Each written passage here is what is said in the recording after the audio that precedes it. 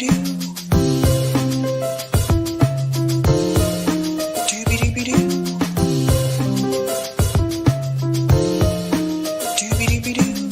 your host, sabrinasalvati.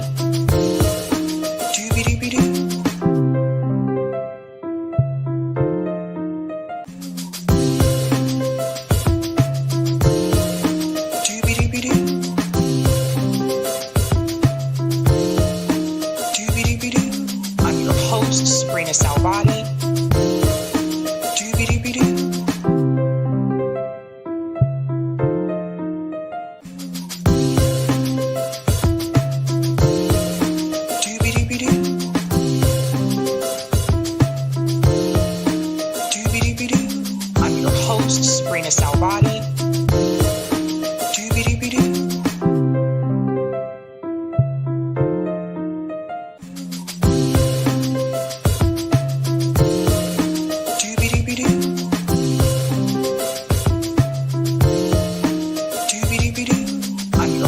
Sabrina Salvati.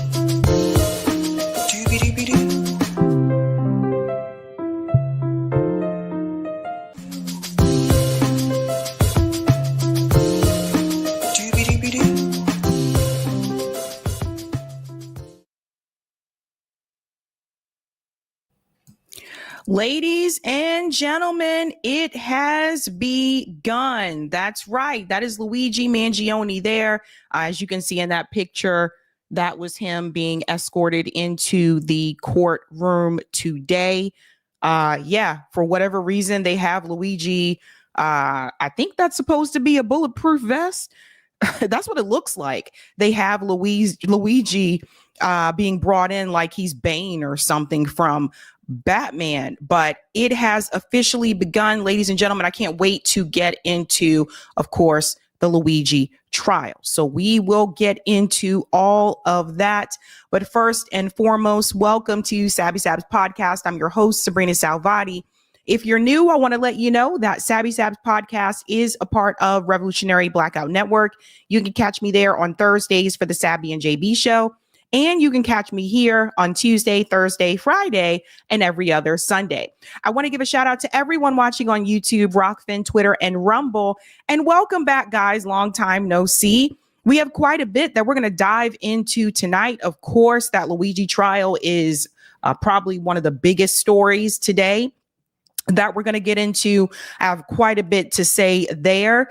Tonight's theme is I'm not buying it. I'm not buying it. That applies to all of these stories. I can't wait to get into all of that, ladies and gentlemen. But first and foremost, I do want to give shout outs to people in the chat, fam. What is going on? Shout out to CBC Voters, says happy Friday, Sabby, Sabs, and Eric. Greetings, Low Light, says Sabs. Have you taken a look at the Delphi murders? I have not. And I think you're like the third person. So 3 times the charm, the third person that told me to look at that. So I'll have to check that. Greetings, Lawrence, says free Palestine. Shout out to Kimmy, says hello, Sabby and chatters. Greetings, Lorez. Hello, Sabby, Eric, Cori, and RBN fam. Hope JB is doing better. Any new news you can share? So he did have surgery today. I spoke with him before I went live. He's fine. I really want to let him talk about this, but he did have his surgery today, but he's fine. He's resting. So thank you so much, Lorez. Shout out to Hannah, sends a smile. Greetings, Max, says the new Macklemore song is fire. Yes, it is. If you guys don't follow Macklemore on Twitter, follow him on Twitter and you'll be able to see his new song called Effed Up. I played it on Call In. I played the video. It's pretty good. It's pretty based. And it's not just about Gaza. It's a whole bunch of things. It's about healthcare. It's about criminal justice. It's about the system. It's about everything. Thank you, Annie. Hello, Sabby, Eric, RB, and fam, and all in the chat watching from Uruguay with 30 degrees. Oh, my God. I would consider that somewhat warm now. It has been very, very cold here in Massachusetts. I think it was like 19 or 20 earlier today. So I can't wait for it to get 30 degrees. I can't wait. Greetings. Crom says, happy Friday, Sabby. Shout out to Dayman, said, working my double shift in a row, but at least I've had Sabby to entertain me throughout. And I'm sorry you have to work a double shift. I remember those days. When I used to wait tables at the Olive Garden. We used to have to do double shifts. It sucks. I feel you. Greetings. Laura says, happy Friday, fellow Sabbies. Shout out to DJ, says, fabulous Friday, fam, and the beautiful Sabby. Looking forward to the stream and not working this weekend. Any updates on? Yeah. And I just gave you guys the update on JB. Greetings. Michael says, hello, Sabby. Messaging you from Ireland. International player. What is up, Michael?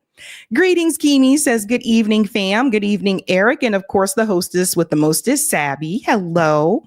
Shout out to Irene, says, hi, Max. Yes, I agree. I listened to the new Macklemore song a few days ago and retweeted it.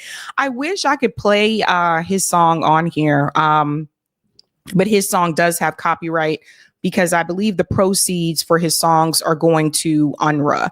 So unfortunately, I can't play his song. Brown Bunny says, good evening, Miss Salvati. Always a pleasure to see. Feast my eyes on Mr. Mangione. Look, everybody loves Luigi, huh? People are like, who is this gentleman? Shout out to Sebastian, says, happy Friday. Greetings, want to see more, says, happy Friday. Shout out to Terry, says, hello, Sabby and chat. Greetings beyond Ebony, says, salam, fam. And shout out to HMM, says, oh man, it's 1 a.m. in the morning here in the UK, but I caught a live. Wow, UK time. What's up? I'm telling you, we really do have international players in the chat. And greetings, Adonia, says, hey, Sabby and Sabby fam. I'm so glad to have made it through the week. Whew, I feel you. Brenda, OMG, how they are treating Luigi and his lawyer is making my blood boil. The demons walk among us. I agree with you. They have basically, and by they, I mean the mayor, like Eric Adams, corporate media, they have already, just said that he's guilty. And that's not the way the justice system is supposed to work. You're supposed to be innocent until proven guilty, but they've already said he's guilty. He did it, right? So crazy, crazy times, folks, ladies and gentlemen. I do want to go ahead and give a shout out to everyone who is a Sabby patron. Thank you guys so much for your support. If you're interested in being a Sabby patron, I have 5 categories: Ultimate, Sabinators. There's also this group called Sabsters. Maybe you heard of those folks.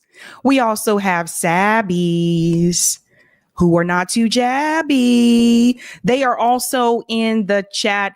And of course, we also have members. All of their names are listed here. And you can also see their names scrolling across the screen on the bottom of the ticker.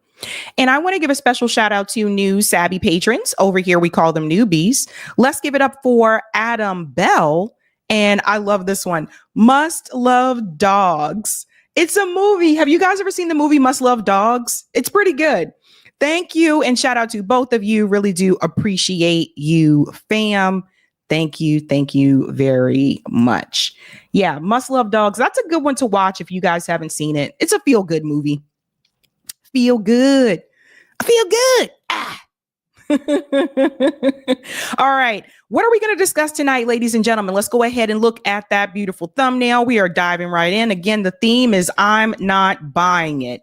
Tonight, ladies and gentlemen, we are discussing Luigi Mangione trial. It has begun. Today is officially the first day. We're going to get into all of that. Jordan Sheraton was there on the ground from Status Quo. So you're going to hear some of the things that some of Luigi's supporters had to say on the ground. And yes, there were supporters there for Luigi. We're also going to discuss, this one is interesting. Suge Knight, even though he is in jail, still has a lot to say. And Suge Knight has given a recent interview. Suge Knight is naming more names. This is not about Diddy, though. This is about someone else. So I thought this interview was very interesting. And I was like, oh my God, we got to talk about this one. We're also going to discuss, if you guys haven't heard about this, Trump Black History Month event. So we're going to get into all of that. I think there might be some surprises there that you may not have imagined would happen We're going to discuss all that. And then also what I think Donald Trump should do for the Black community. We're also going to discuss, this was a wild one. Cori Bush and Jamaal Bowman, well, they're back and they have a huge announcement. You guys will have to let me know how you feel about this. You'll have to let me know.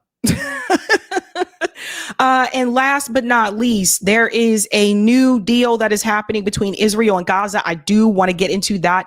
And then also you need to know about the AI drones that are also being used there that are coming from the United States. So we're going to break all of that down. Things are changing in Gaza. So I do want to make sure that we get into that as well. So we have so much to discuss, ladies and gentlemen. Let's go ahead and get into it. Again, the theme, ladies and gentlemen, is I'm not buying it. So we want to get started with our first story. So yes, as you can imagine, I think the biggest story today is this one, right? Luigi Mangione appeared in court today in New York City. And again, if you look at this picture, it appears that he has on a bulletproof vest. It appears that way. But it was interesting to me when I show you how he entered the building. It was interesting to me. It was almost as though they were treating Luigi like he was Bane from Batman. Like, that's what I pictured in my mind. I'm like, wow, I've seen you guys treat serial killers better. You know what I mean?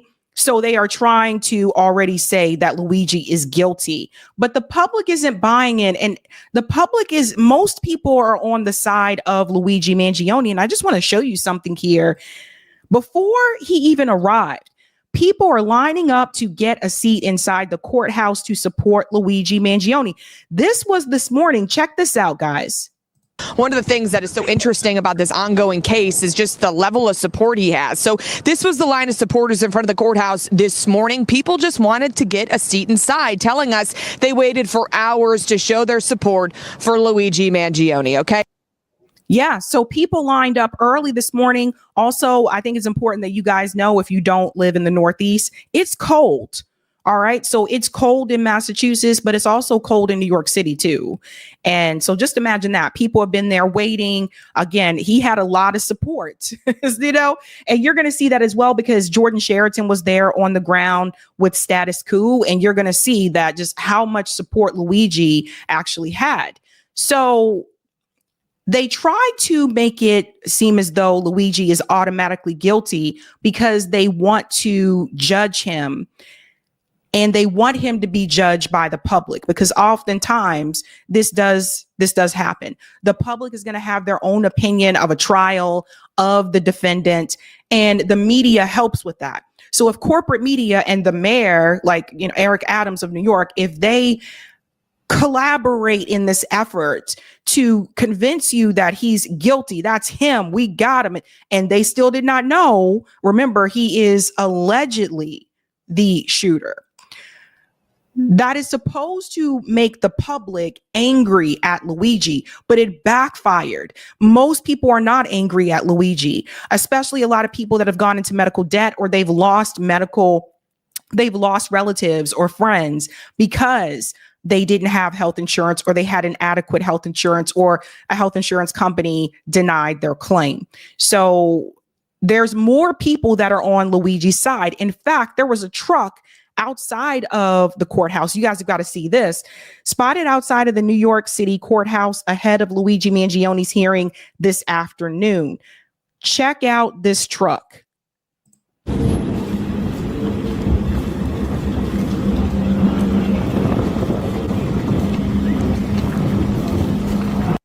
don't know if you guys saw that, but it said it takes guts to put everything on the line right here on the truck. And then there's a picture of Luigi there, and that's a religious picture, but they put Luigi Mangione's face on it.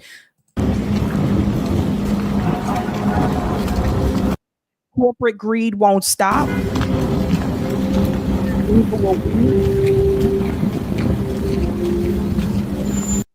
You see this? It says Luigi was created. Everybody see this?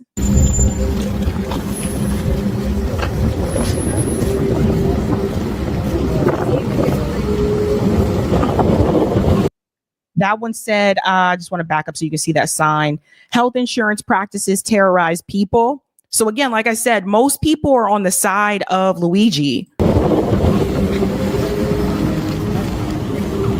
Yeah.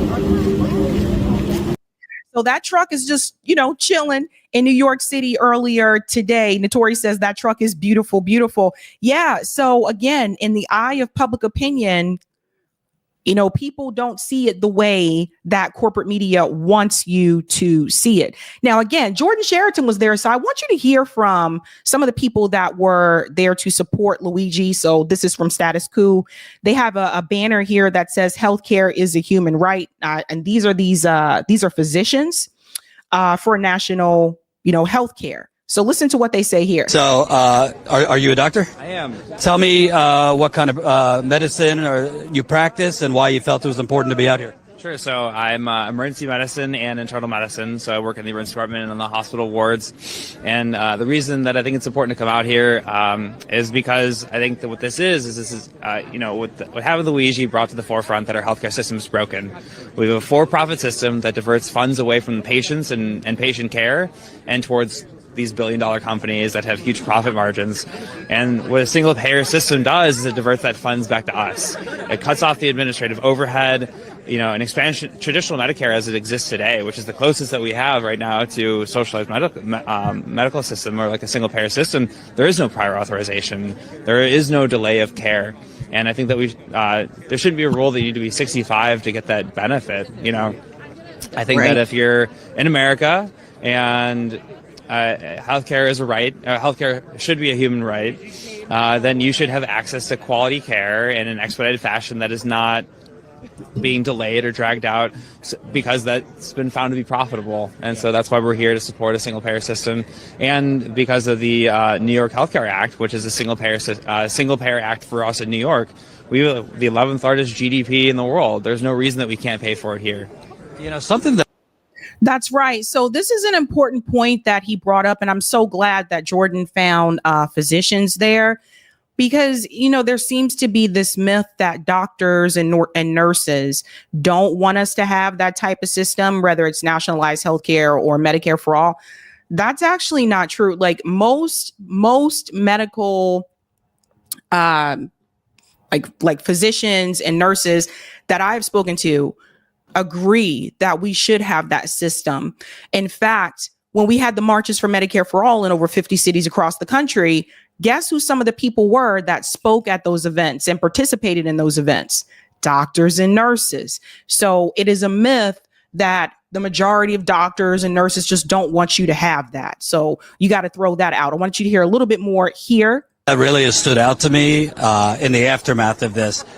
I mean, I've seen so many videos from doctors talking about how much they hate United Health, all these companies, and how much time they spend dealing with the insurance companies rather than patients. Can you kind of talk about your experience? Sure. So I guess I'll say two things. One is that I'm glad that EMTALA is a law because in the emergency department, that is not a thing. There's no such thing as prior authorization.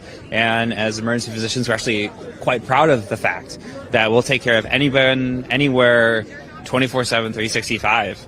But then if you look at, so ACEP is the American College of Emergency Physicians, they put out a letter not too long ago that was kind of like railing the system as it exists because it was delaying, it was the cause of ED boarding, which is, I'm not sure if you're aware of what boarding is, but if you're admitted to the hospital, it's the time that you still spend in the emergency department before you move upstairs.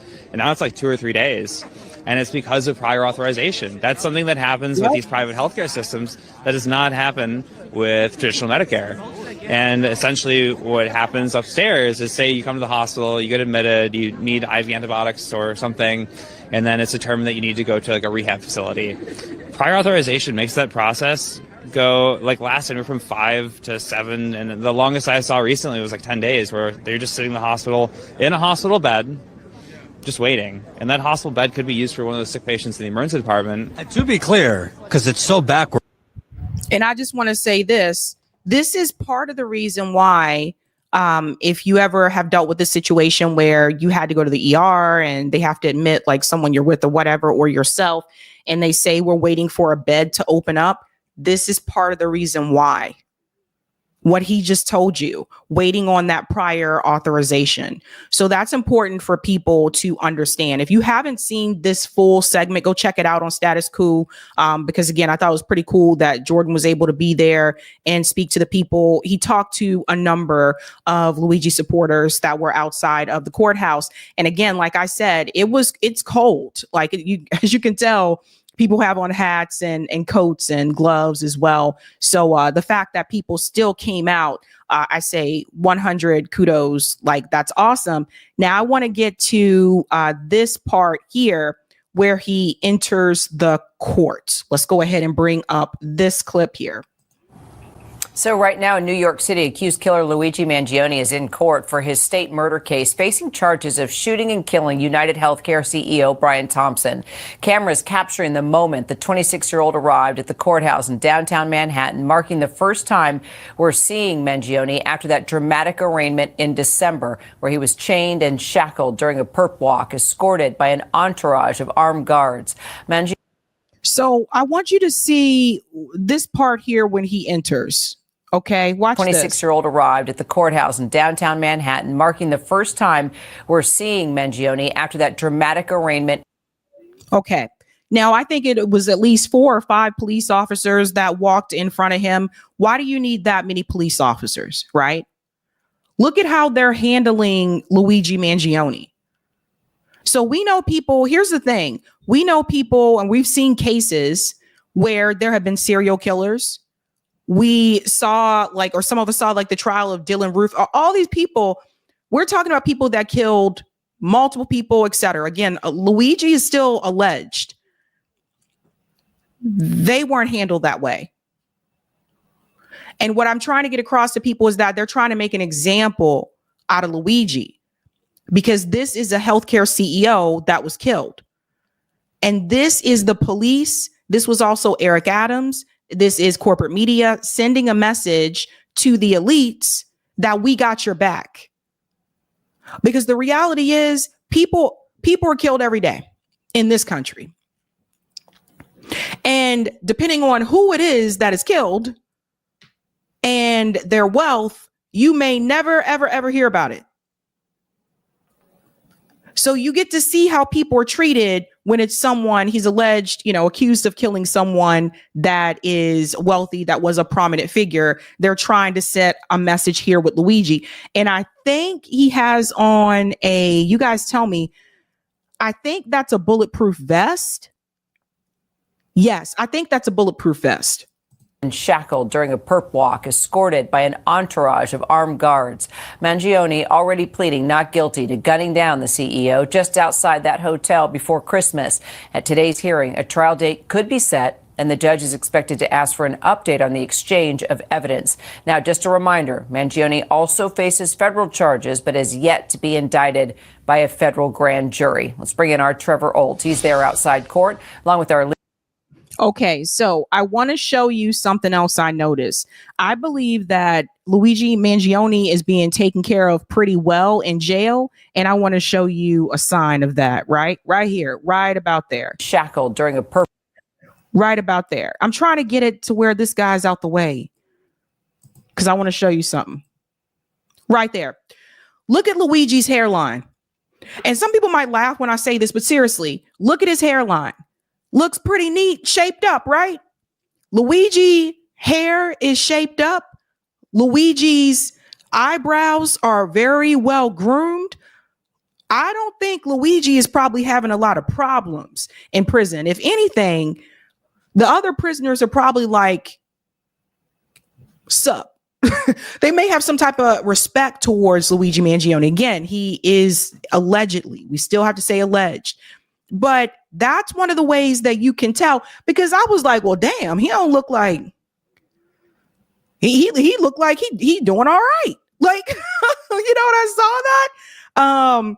Leroy said he got that prison cut, the good kind. That's what it looks like. That's what I'm like, because we've seen trials. I've watched a lot of court cases. Okay. I'm a court case nut.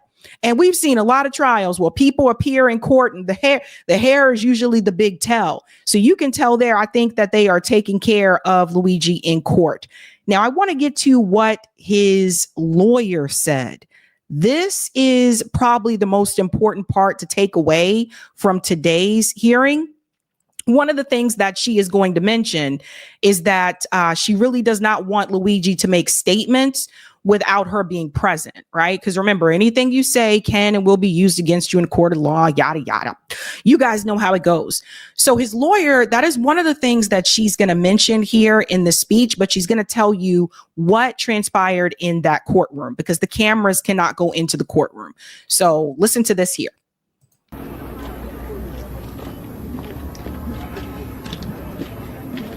Luigi, thanks everybody for being here today. My name is Karen Friedman Agnifilo, and I'm here with Jacob Kaplan and the rest of Luigi Mangione's legal team. My intention was not to give a press conference, not to give remarks, and not to speak outside of court, because I think the most important thing is to speak in court on the record. But since video cameras, the application for a video of today's proceeding was denied, I thought I would give the remarks that I gave in court out here so that the people who are interested in hearing what's happening to Luigi Mangione can hear what's happening to Luigi Mangione. So I'm going to do my best to stick to the remarks that were given in court.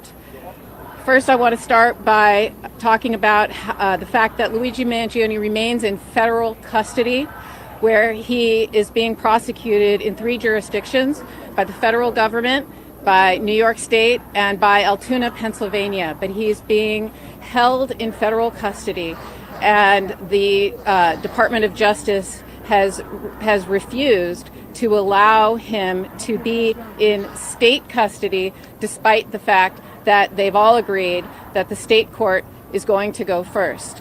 Now, this is problematic for several reasons. Number one, the federal government is still considering whether to execute Luigi and considering whether to seek the death penalty. So we are fighting that simultaneously while going first here in state court. That is something I wanted to point out just in case people were not aware of that, or maybe you forgot.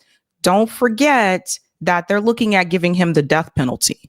Now, I want you to compare that to some of the other cases that I've discussed on this show or people have discussed on their shows, some of these other criminal cases, and you tell me what you think, right?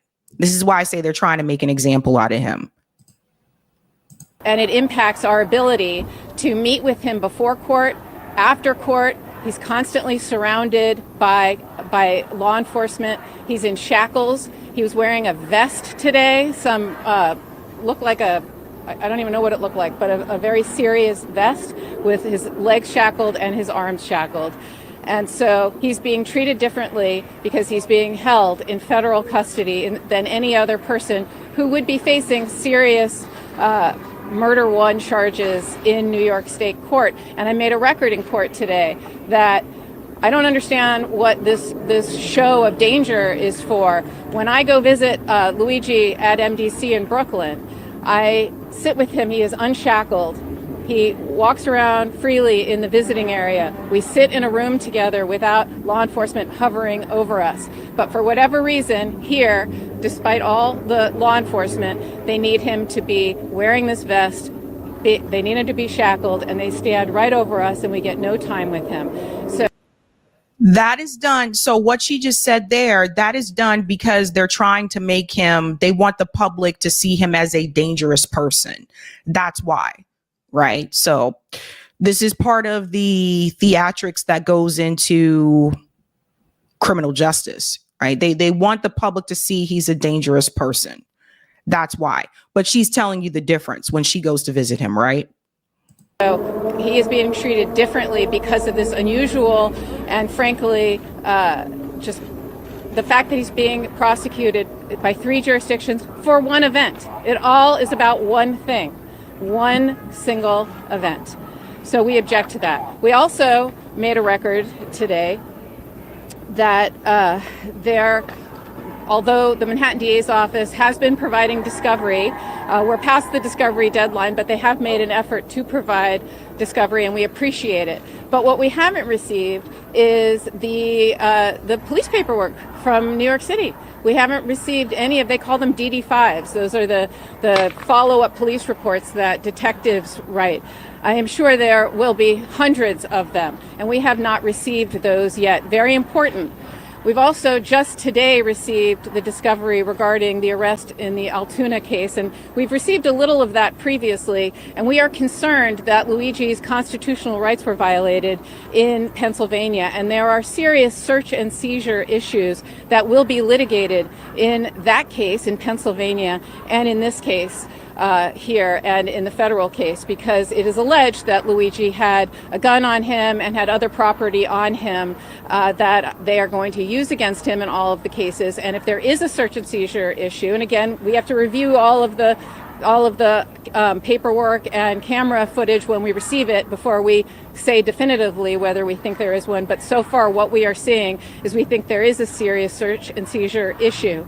And so we want the opportunity to litigate it, including in Pennsylvania, where he was supposed to have a court date on February 24th, but the Department of Justice is refusing to transport him and allow him to face the charges in Pennsylvania. So he cannot litigate those issues in Pennsylvania. And what happens if the case in Pennsylvania gets thrown out because they did not follow the search and seizure protocol? Because here's the thing, you ever heard of Miranda rights? Like they have to read you your rights or whatever, Well, that didn't just come out of nowhere, right? That came from a guy named Miranda who claimed that when he was arrested, he didn't know his rights. So we have the Miranda rights. And that is important for people to know too. And I've tried to tell people a couple things that you need to be aware of that I've seen happen to people. Because again, I watched a lot of court cases in my life, and I love watching these court documentaries and all that kind of stuff. One of the things I noticed that tends to happen is sometimes people, they'll get arrested, weren't even read their rights. That's illegal. Like they cannot, you have to be read your rights, right? So sometimes people, they don't know. And they don't know that they're supposed to push back against that. Another thing that's a big one that people tend to fall for, if the police come to your house and they knock on the door and they say, "Can we come in?" You don't have to let them in. This is a big one where people say, "Yeah, come on in." Now are they in there? Now, once they in there, what can they do? So think about that. And they are not allowed to just come in and search you or search your place like that. Like nobody, they cannot come into your house and just search without a warrant. But again, what I find over time is that a lot of times people just don't know. They're not aware of what their rights actually are, right? So if that search and seizure, if she's correct and that holds, that makes me wonder if at least that case in Pennsylvania may be thrown out.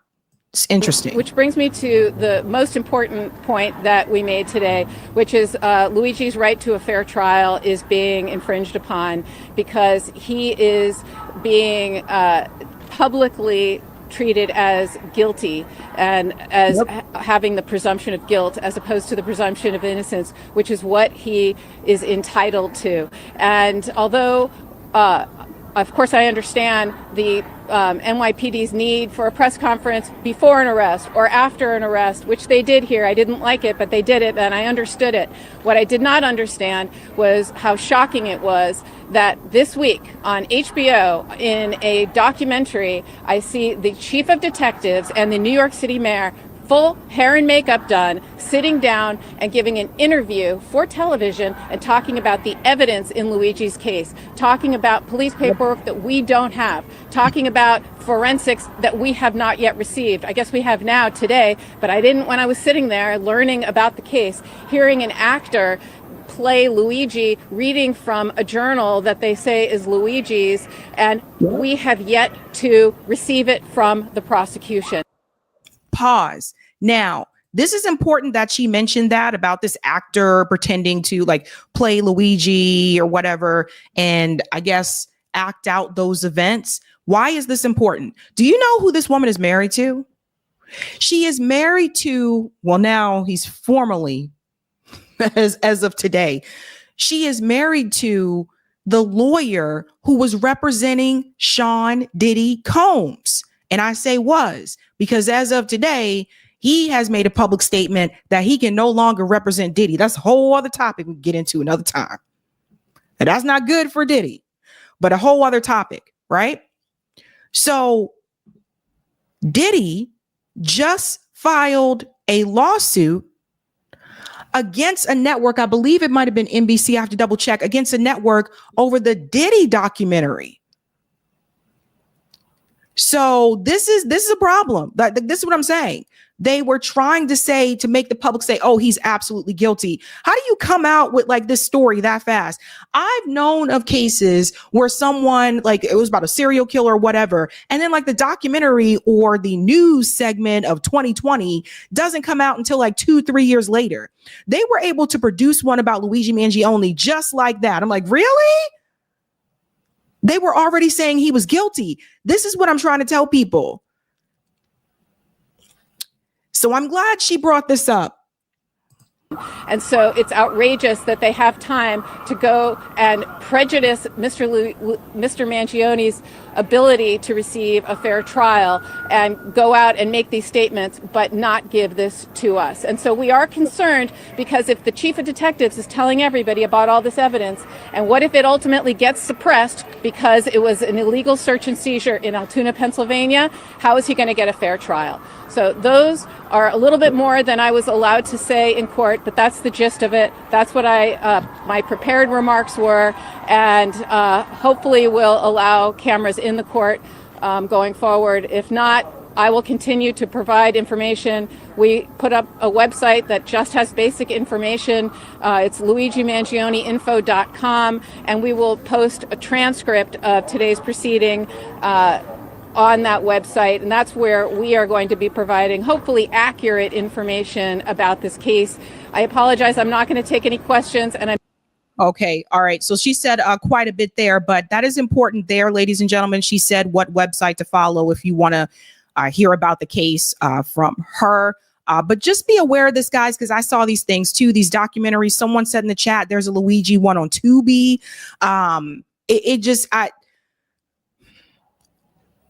Like I said, typically that's not going to happen before the case, because you're already trying to make that person guilty and you're supposed to be innocent until proven guilty. And that's what they're trying to do, right? That's what they're trying to do. I told you guys before how I kind of feel about this particular case with Luigi Mangione, and tonight's theme is I'm not buying it.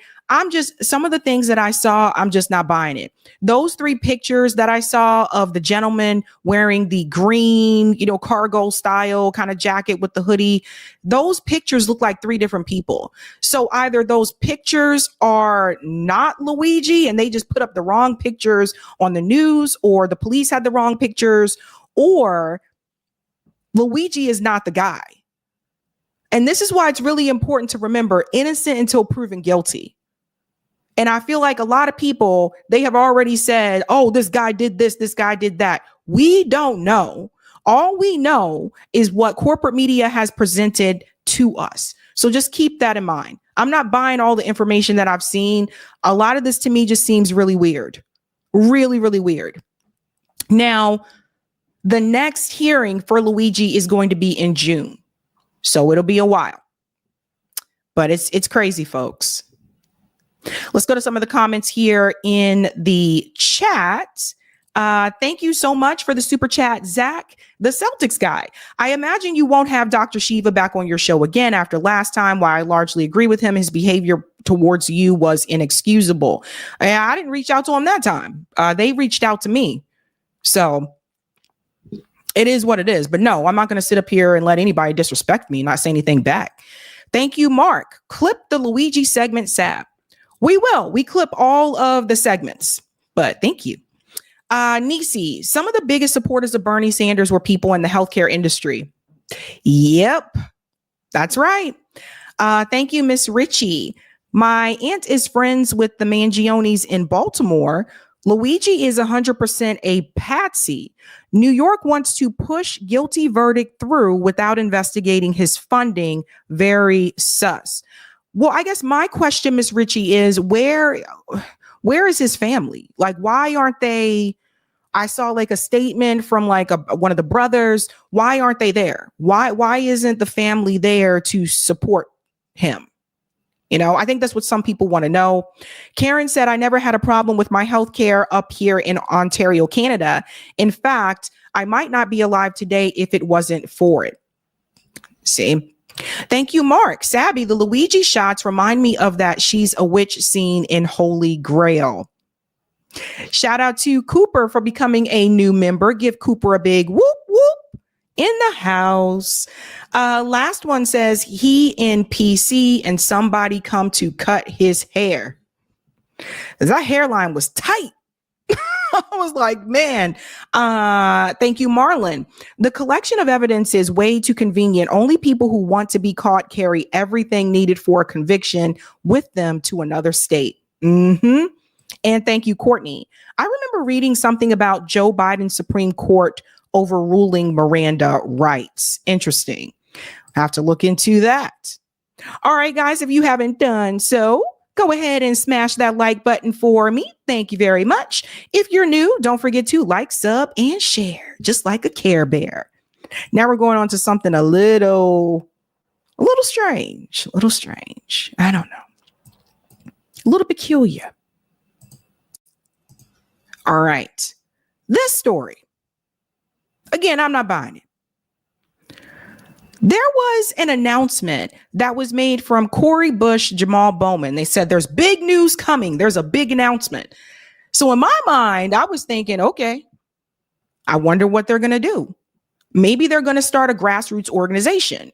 Maybe they're going to do something towards third party, or maybe they're just going to focus on organizing on the ground. And I thought that because I want to take you back to what happened to Cori Bush when she lost her race. Remember, AIPAC poured a lot of money in. And I thought that because of this statement. Listen to this. Pulling me away from my position as Congresswoman. All you did was take some of the strings off.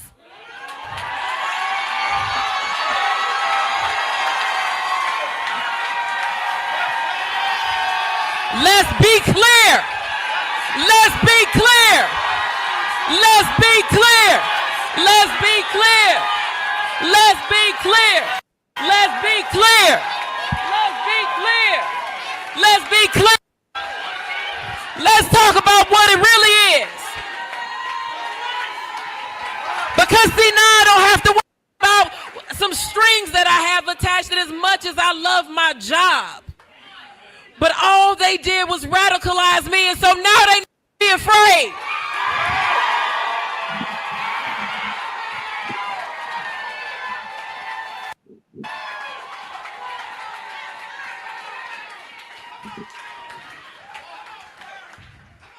See, now they about to see this other Cori, this other side, because let me say this. I just grew up a whole lot more over the last few weeks. Just grew up a whole different way. And so what they are about to get, they think.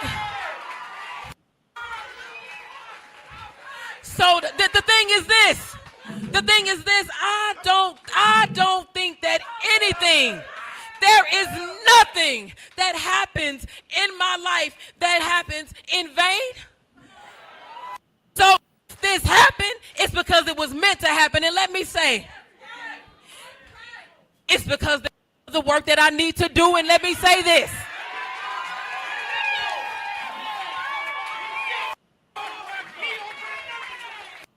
AIPAC, I'm coming to tear your kingdom down.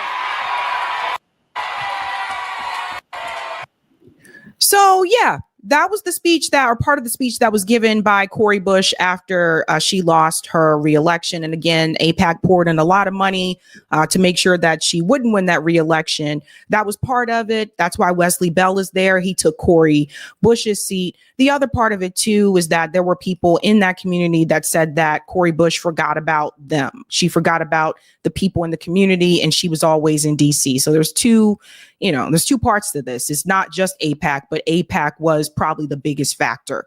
All that money that they put in to make sure that she wouldn't stay. And a lot of that had to do with the fact that she was one of the first people to come out and to criticize, obviously, what was happening in Gaza. And she was called one of the first to came out and call for a ceasefire and all those types of things, right? So you hear a speech like that, and then you hear that there is a new announcement, and you kind of think, okay, maybe they're going to do something grassroots based. And then there was this video from Jamaal Bowman in November after the election. Listen to this. Yo, so I'm here losing my mind right now. Everyone agrees that Trump won because people believe he's better for the economy and people are struggling in their pockets. It's because of price gouging and many other reasons, but this is what people believe. But Democrats had an incredible economic agenda in 2021. We were seeking to raise the federal minimum wage from $7.25 to $15 an hour. We were seeking to cap childcare costs at 7%. We were seeking to make universal pre-K free. We were seeking to provide paid leave. We were going to make investments in climate change and workforce development. Hold on, let me get this right. I want to check my notes here. Healthcare expansion, $150 billion in affordable housing so people can afford to live. We were going to make the child tax credit permanent, $3,600 per child for 6, $3,000 per child ages 6 to 17, and you get paid monthly. It would have lifted 50% of children out of poverty. There was going to be a corporate minimum tax. We were going to increase IRS funding, which we did with the IRA, but now they're trying to roll it back. This was our economic agenda. It was going to put more money in people's pockets through wages, through the child tax credit, through workforce development, through saving money on housing, through saving money on childcare, through saving money on pre-K. This was the agenda. You know why it didn't pass? You know what stopped it? These two people right here. So Kyrsten Sinema and Joe Manchin, right? Remember, they were the ones voting against a lot of these things or whatever. But the part that Jamaal Bowman leaves out in this video is, why were they able to do that? Why were they able to stop that from happening? Who were they really working for? We're talking about Kyrsten Sinema, very well connected to hedge fund managers. That was her big thing. All right. Sold out to donors. At one point, she used to be she was a Green Party candidate back in the day. Some people don't know this. And then she decided, I could be more profitable elsewhere if I just go into the Democratic Party. So she switched over to the Dems. And then it started to become more of a centrist. Yeah, this is how far she came. Okay. So she all over the place. So Kyrsten Sinema was just looking out for herself and, of course, her own career. She wasn't really trying to maintain to have a career in Congress. That's why after this, she left the Democratic Party, became an independent. And then, of course, like now she's out of the picture, not in the Senate anymore. Joe Manchin, again, why was he allowed to do that? Who was he really working for? You're talking about one of the wealthiest senators in Congress, who is from one of the poorest states in the country. West Virginia is one of the poorest states in the country, but Joe Manchin's not poor. This is someone who has coal money. So of course he's going to vote against anything that has to deal with climate change or the environment or fossil fuels, those types of things. The point that I'm trying to point out is this: Kyrsten Sinema and Joe Manchin, they're just rotating villains. Okay. So Kyrsten Sinema's, out. I think Joe Manchin also said he's not going to run for re-election or whatever, but then 2 more people will take their place. This is how this has worked as long as I can remember. There's always one person, under 1 or 2. Under Obama's presidency, he said he couldn't do certain things because of Joe Lieberman, but he could have removed the filibuster, right? So there's other things. They're just rotating villains. So the party leadership allows it to happen, because while they were blocking those things, if you notice, Kyrsten Sinema and Joe Manchin were not removed from any committees. So wholeheartedly, they were doing what their donors wanted them to do, but they were also doing what Dem leadership found acceptable. So the party accepts it. And I'll even to say to Jamaal Bowman, not even all the Democrats wanted those things. It's not just Kyrsten Sinema and Joe Manchin, right? I would say more the progressive base, or those who consider themselves still to be progressive, one of those things. This was also during a time of pandemic. Everybody got to remember that. That's why a lot of this stuff was being pushed at that point in time. So what Jamaal Bowman leaves out is that party allowed it to happen. So that was that statement there from Jamaal Bowman. So after seeing both of those, and Jamaal Bowman went on to have an interview with Ronnie Akalik, and he revealed some things. In that interview, he was talking about how the pressure and that is put on you, I guess, like if you're not supporting AIPAC or Israel, and how they treat people in Congress and how they tell you you're not going to move in a different way. And one of the things Jamaal Bowman said in that interview with Ronnie Akalik is that the Democratic Party can't be reformed. I'm glad he said it, because that's what I've been saying for a long time. But he openly said it can't be reformed. So when they said that there was a announcement that both of them were making, I was like, okay, maybe they're going to start like some grassroots organization or something like that. I don't know. But I was wrong. This is the announcement. Remember me, Cori Bush? As a member of Congress, I fought for the people. I stood on the side of justice at home and abroad. Congresswoman Cori Bush slept on the steps of the Capitol, pushing Congress and the president to help keep millions of Americans from facing eviction. Cori Bush called for a ceasefire very early on. AIPAC have spent over $8 million in an effort to defeat Bush. Outside groups, including AIPAC, spent millions and millions of dollars to unseat me, to try to silence me. But baby, I'm still here, and I'm not alone. Remember me? I'm Jamaal Bowman. My belief in standing with working people and fighting for what's right meant that for some people, I was saying the wrong thing at the wrong time. The special interests came after me too. Congressmember Bowman, one of the first to call for a ceasefire. Pro-Israel groups have spent close to $20 million to take out progressive Congressman Jamaal Bowman. The most expensive congressional primary in American history. It was essential for them to get me out, but I'm not here to talk about me. We're here to talk about the big picture, to show you what's going on in America. We'll be breaking down what's really happening in Washington, D.C. The corruption, the lobbying, the big money, and how we could all be working better for you. But don't all of us kind of know that by now? Like, don't we know about the corruption and the lobbying and the big money? Don't we already kind of know that? But is it? It's our insider's perspective from the outside. On our new show, Bowman and Bush, y'all. Watch us on Zeteo's YouTube channel. See you soon. So, I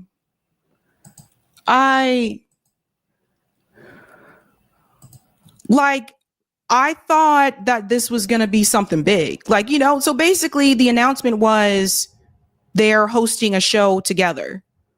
Okay. I mean, it just, to me, that's just kind of, I don't. And so one benefit I will say that they have is that they have been on the inside, right? They've been a part of it. They know what has been happening inside of Congress, but they were a part of that in the Democratic Party. Now, Zeteo, that is Mehdi Hasan's network. So Mehdi Hasan, when he was pushed out of MSNBC, he started his own network called Zeteo. They have a YouTube channel, and he started adding different people to that network, right? And now it appears he's adding Cori Bush and Jamaal Bowman. And it sounds like they're supposed to give like this insider perspective, I guess looking at the news and just telling people what happened or what they saw while they were in Congress and why things may or may not be getting done. So having an insider perspective, that's unique. But I guess like after that speech of AIPAC, I'm coming to tear your kingdom down. And after Jamaal Bowman said that the Democratic Party can't be reformed, I would have thought that the announcement was going to be that you were starting something that was going to be an alternative to that. Not that you're just starting a show. Because everybody has a show. Like a lot of people have a show. AOC has a YouTube channel. Like Hakeem Jeffries has a YouTube channel. So I was just kind of like, okay. But I feel like they could have done something even bigger and not just start this show, but starting another, maybe an organization or a movement or something. I don't know. They got more resources than I do. And they have more inside knowledge than I do. So that's what I thought this was going into. Now, to that point, are they going to be able to be non-biased? And the reason why I asked that question is because if you look at Zeteo on YouTube, again, this is Mehdi Hasan's network.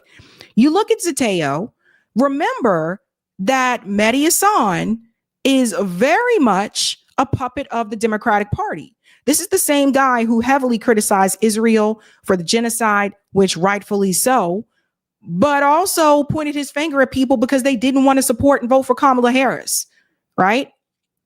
Let's not forget what some of the Palestinian, academics in Gaza said about Mehdi Hasan year before October 7th, that he was an opportunist, that he's looking out for himself. So a puppet of the party.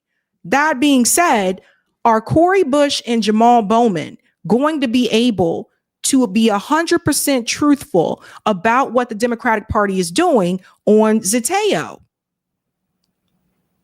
Because this is a Democratic Party, like that's what this is. I've been trying to tell people this before, right?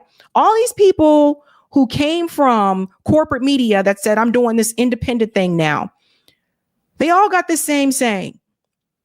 Zeteo has a strong bias for truth, uncovering the truth.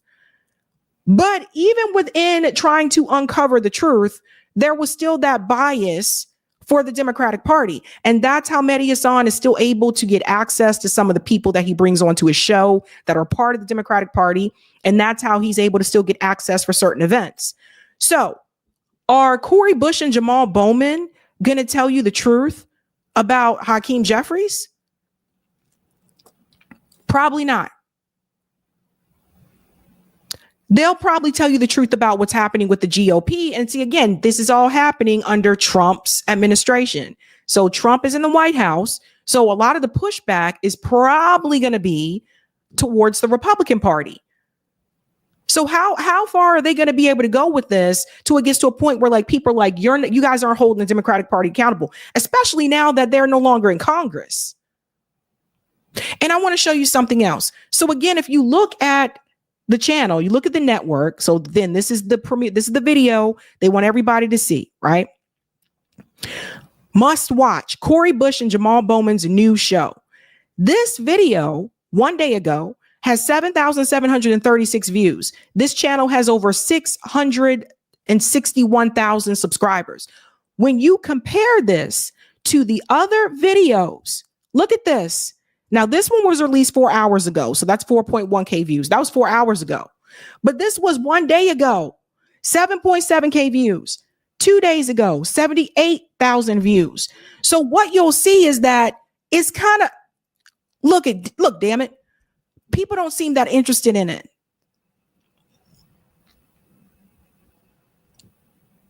People just don't seem that interested in it.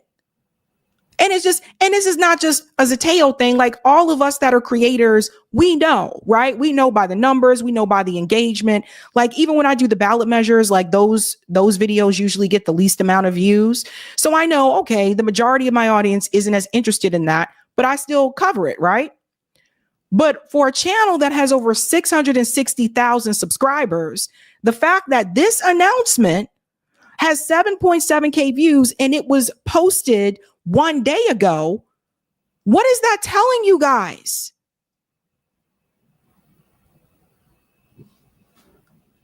They're not interested.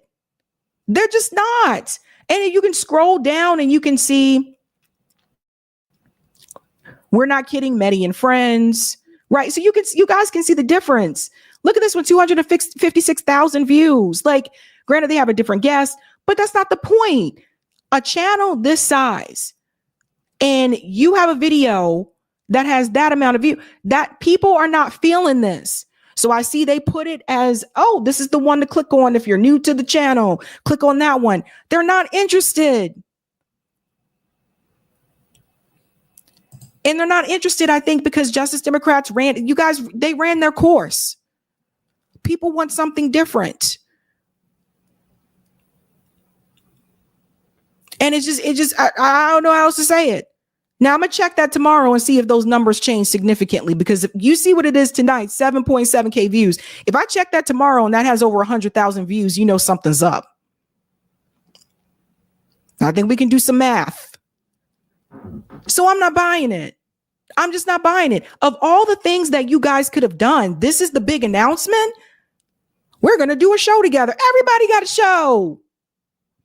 Everybody.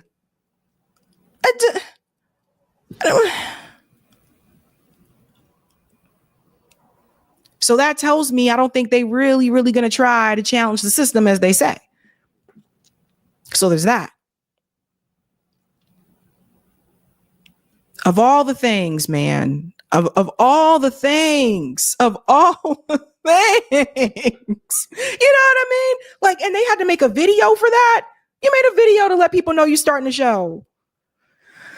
Hi. Let's go to some of the comments here. Jeez Louise. Thank you, Brendan.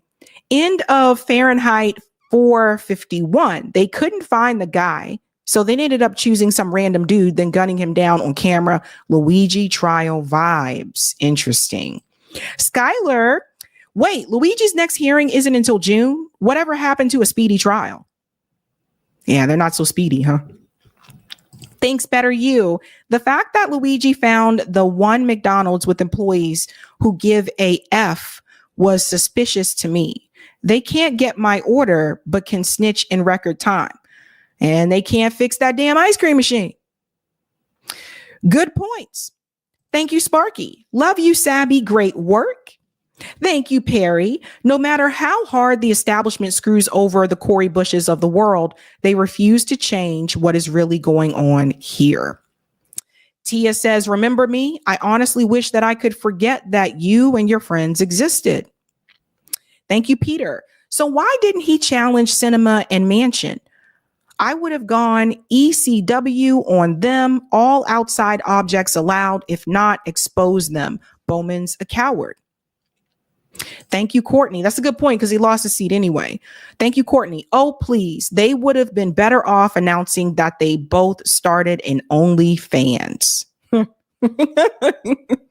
And shout out to Alex, who just became a new Sabby member. Give Alex a big whoop, whoop in the house. It's a cat with sunglasses. Hells yeah.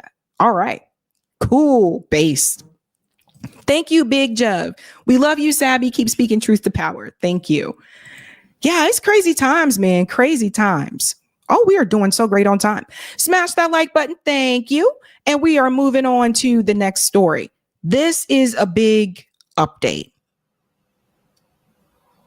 It's been quite a minute since we've talked about what are the next steps in Gaza with the ceasefire, rebuilding, etc.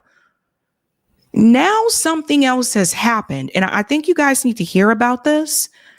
It appears Hamas offers to release all captives for end to Israel's war on Gaza. Now, I don't know if everybody saw this, but don't forget, this was the offer that was made after October 7th. See, a lot of people forget this.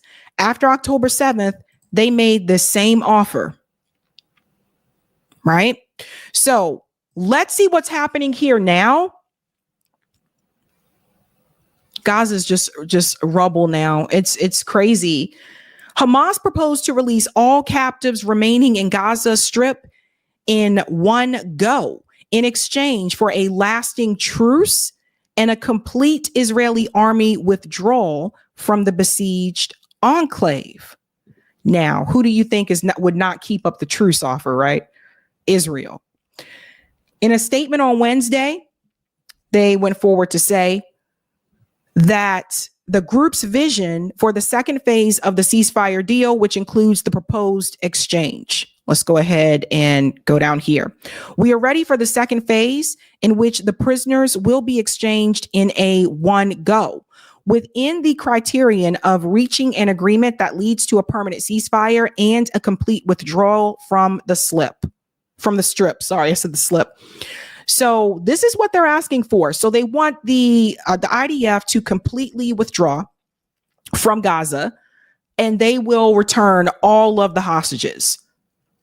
They want a truce. They're asking for a lasting truce. They don't want them in Gaza. And the problem is, again, if, Israel doesn't want to go with this, right? Because Israel doesn't want peace. They don't want a truce. They want them gone and they want the land. But I wanted to make sure you see this because this is important when we get to the AI part, right? The group also rejected Israel's call for its disarmament and removal from the Strip. The occupation's conditions of removing Hamas from the Gaza Strip is a ridiculous psychological war, and the withdrawal or disarmament of the resistance from Gaza is unacceptable. That's like this. Let's talk about something for a second. How would you guys feel if all of a sudden tomorrow the law says that all civilians in the U.S. have to turn in their arms? None of us are allowed to bear arms anymore, right? So there goes that amendment. And this is all in an effort for a safer society. There's movies like this about this issue. It doesn't go too well. So they want the American citizens, everybody turning your guns, all guns, and that is going to help the crime issue. And we're going to have a safer, peaceful society. But they don't turn in their guns. The government still has guns. The military still has guns. The police still have guns. But you have to turn in your weapons. We have to remember once again that Gaza does not have a military. Hamas feels they have the power to protect their people and themselves.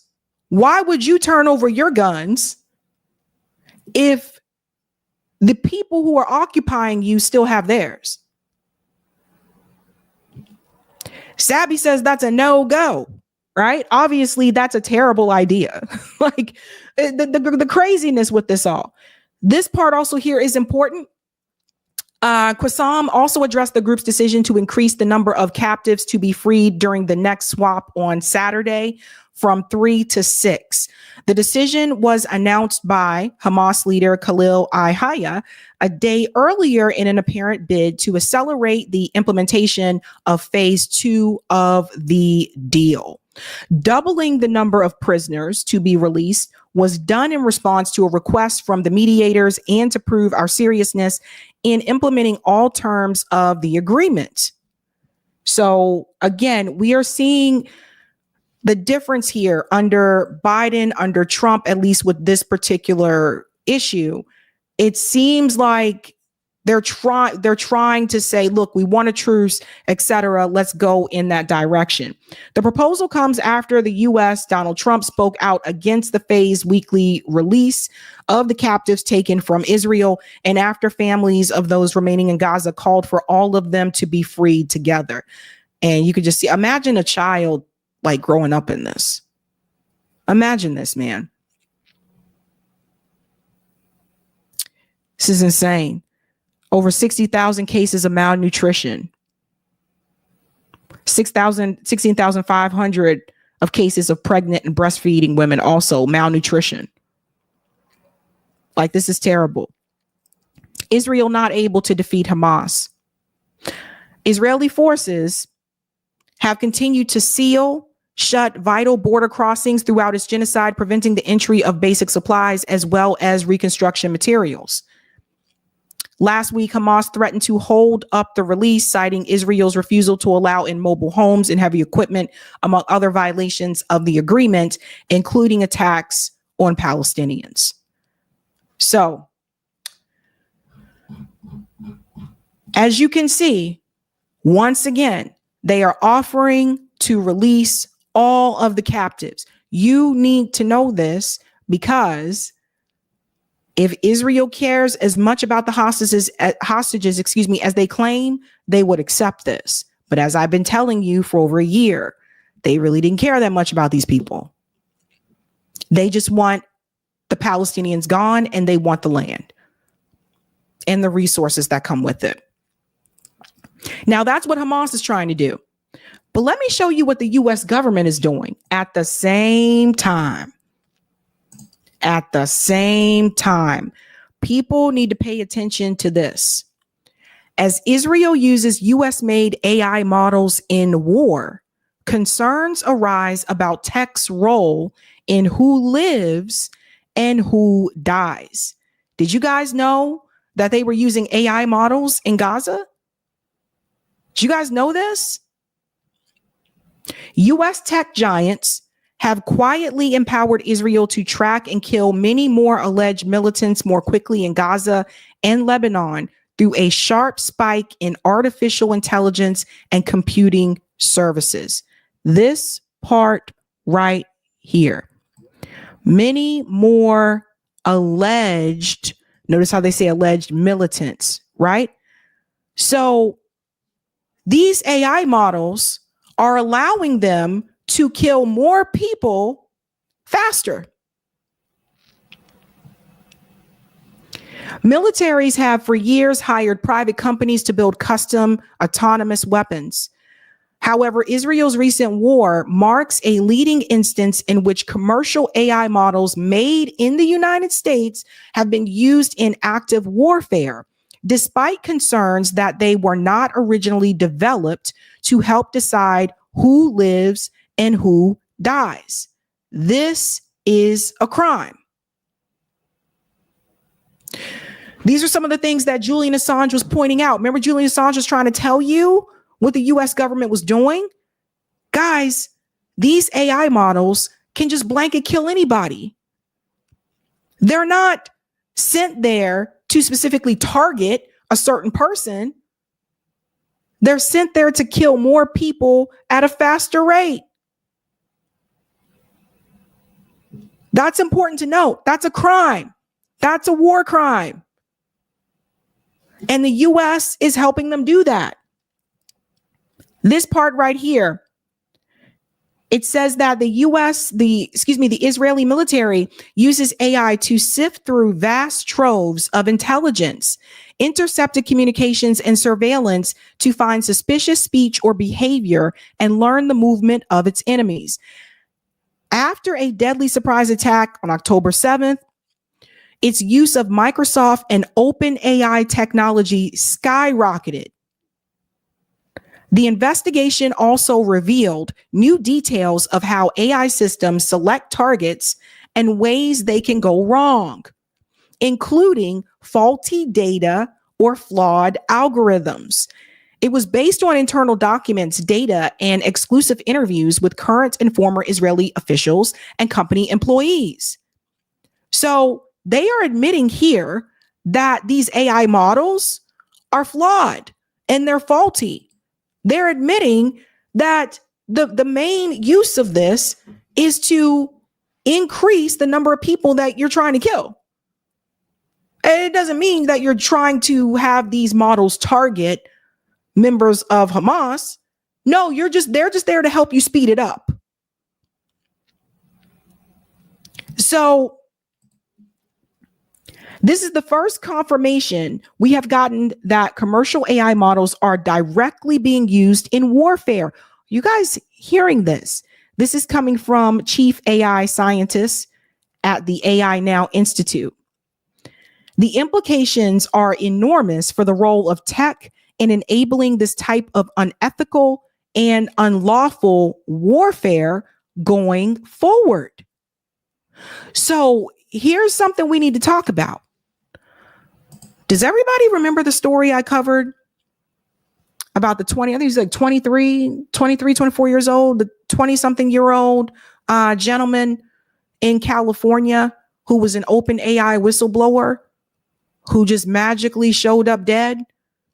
And his parents said that was very unusual. Remember that guy? Remember that guy came forward and he said that there was some OpenAI was going in some ways that he disagreed with and that he felt like these tech giants were trying to get it to do things that he did not agree with. And then now you see this. It doesn't mean that AI is bad, but what it does mean is that the way that some people are choosing to use it can be bad. And this is a perfect example. We know that this is not target, right? It's not targeted like technology. They're just trying to, again, as they admit, increase it as much as possible in a shorter amount of time.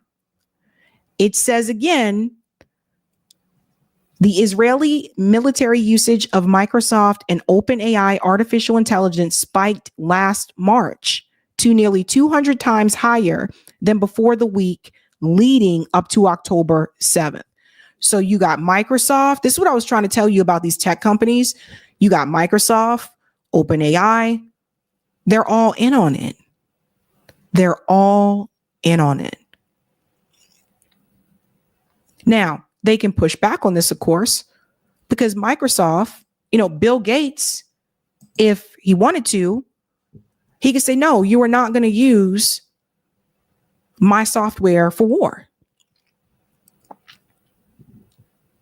But it's all about profit. All about profit. And at the hands of who? At the hands of Israel. So we'll have to wait and see if this ceasefire, goes through, that this deal now goes through. We'll have to wait and see. I told you before, I'm not buying it. You have to wait and see, because Israel has been known to break these deals. And right now, we don't know what is going to become of Gaza and the Palestinian people. Trump wants to make this deal where they're out. Meanwhile, I told you they should not have to leave. They should not have to leave at all.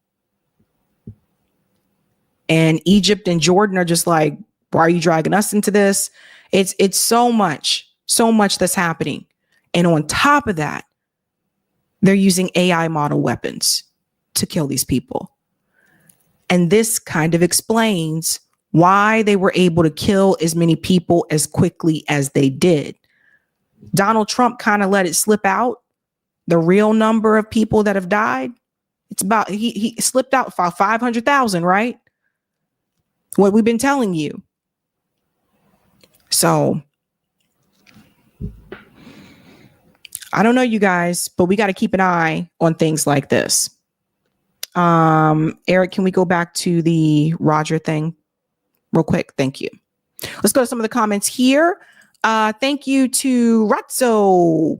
The DNC needs to attract the non-mainstream media because they think it failed them. They're actually after your audience. Interesting. Thank you, Peter. Does the withdrawal include ending control of Gaza? I don't think so. Teresa, we need solutions, not rehash of the old problems. Right. Thank you, Marlon. 2 things you should never, ever, ever, ever give: AI weapons and mobility. Humanity will live to regret it. Yeah. I mean, it's dangerous. It's very dangerous. Thank you guys so much for that. We do have a mutual aid request. Roger Meadows, who is friend of the show, does have a mutual aid request. So I do want to make sure I share this with you guys if you can help out Roger. This happened Thursday and been grounded since, trying to raise $3,000 to get this fixed so I can get back to earning a living driving. If anyone can help out so I can get back on the road, it would be most appreciative. I got $1,800 to go. So it looks like he's trying to come up with $1,800 now. His Venmo is here at Roger-Meadows, his Cash App, $RMoney16, and PayPal at Roger Meadows 81. And this is the car. For those who were wondering, I think if you're on call in with me, you know this, but Roger drives for a rideshare service. So that's why he needs his car. But if you can help out Roger there with that, and he's in New York too, so I know how New York drivers can be. Okay. If you can help him out, he would greatly appreciate that. Thank you. Okay. All right, ladies and gentlemen, we are moving on to the next story, fam. The next story. And this one is an interesting one here. It is Black History Month. And Donald Trump decided to host a Black History Month event at the White House. I know. And a lot of people online were just like, oh my God, he decided to go through with that. I don't know how you guys feel about that, but some people were pretty shocked. Some people were surprised that he was having a Black History Month event because of everything that's come out, right? Like, there have been, people removing Black History Month from the calendars, like Juneteenth. Like, there was a list of all these holidays that were, I guess, to be no longer recognized. So people were kind of surprised that he did this. And I want you to hear what he said, because there's something he does acknowledge here. And there's also some surprises. I was very surprised to see Tiger Woods there. Not because it's Donald Trump, but because when I was growing up, I remember Tiger Woods said that he wasn't Black. So I don't know what's happening. But I was very, very surprised to see Tiger Woods there. But listen to what Donald Trump said here. I want to go ahead and bring this in. And then I also want to tell you what he said his plans are. And I got a couple of extra tips too, because I got some tips to get. Like, I have to be fair, right? When Joe Biden did certain things and I said, listen, we need more for the Black community, I got to be fair with both. And some things are nice, but does it really help improve the Black community? So listen to what he says here. My first administration, one of my first meetings, there wasn't this large a crowd, Tiger. We had about 5 people in the front. We had maybe five Black people right in the front, right about there. I said, is anybody else coming? Is this it? Are we open? I don't even think Tim Scott, I know Turner wasn't there. I don't think Tim Scott was there either. I'm not sure. So does everybody hear what he just said? He's talking about that in 2016, even Tim Scott didn't appear at this, right? And he said there's probably like 5 people there for that. Now, obviously, there's a lot more people. That goes to show you again how he increased his support with Black voters. I didn't know that. I thought it was kind of funny Tim Scott wasn't even there. Here we go. But that's all changed, and we got the highest vote, and one of the big reasons I'm president today is because of the Black vote, and I always appreciate it. So this is a very special time. It's Black History Month. We love you all. We're going to work with you. We're going to make America greater than ever before. We're going to do it together, and I want to thank you all for being here. It's an incredible honor, and to my great God. So this part right here, did everybody hear what he said? He said he knows that he won, like he couldn't have done it without the Black vote. That the Black vote did help him win. So here's my proposal. Or maybe I should save that for the end. I'll save that for the end. I'll come back with my proposal. But hold that thought in your head, what he just said about how because of you, see, remember this now. Golfing friends, I want to thank them in particular because they really are. They make a lot of money. They don't have to be up here with me. Tiger doesn't have to be here. Adam doesn't have to. They don't need this, but they love you and they love our country. Thank you all very much. Thank you. Thank you. Okay, so that was part of what Donald Trump said there on Black History Month for that event there. And there were quite a number of people there. I think Judge Joe Brown was also there, I think, as well. But then Tiger Woods also comes up to the stage again. I was very, very, very, very, very surprised to see Tiger Woods there. Very, very surprised. Listen to this. Would you want to just say a couple of words, Tiger? He doesn't. He's much more comfortable. Tiger.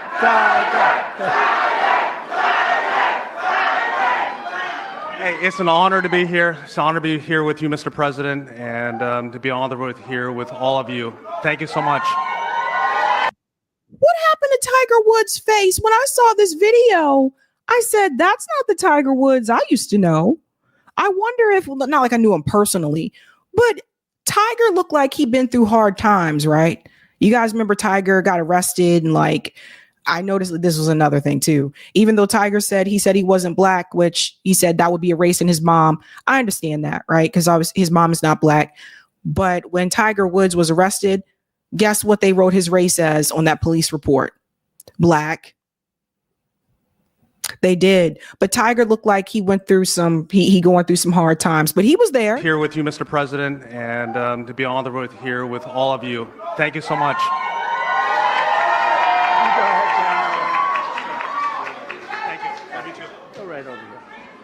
So some people lost their minds when they saw that Tiger Woods was there. Some people were like, oh, that's sellout and da-da-da.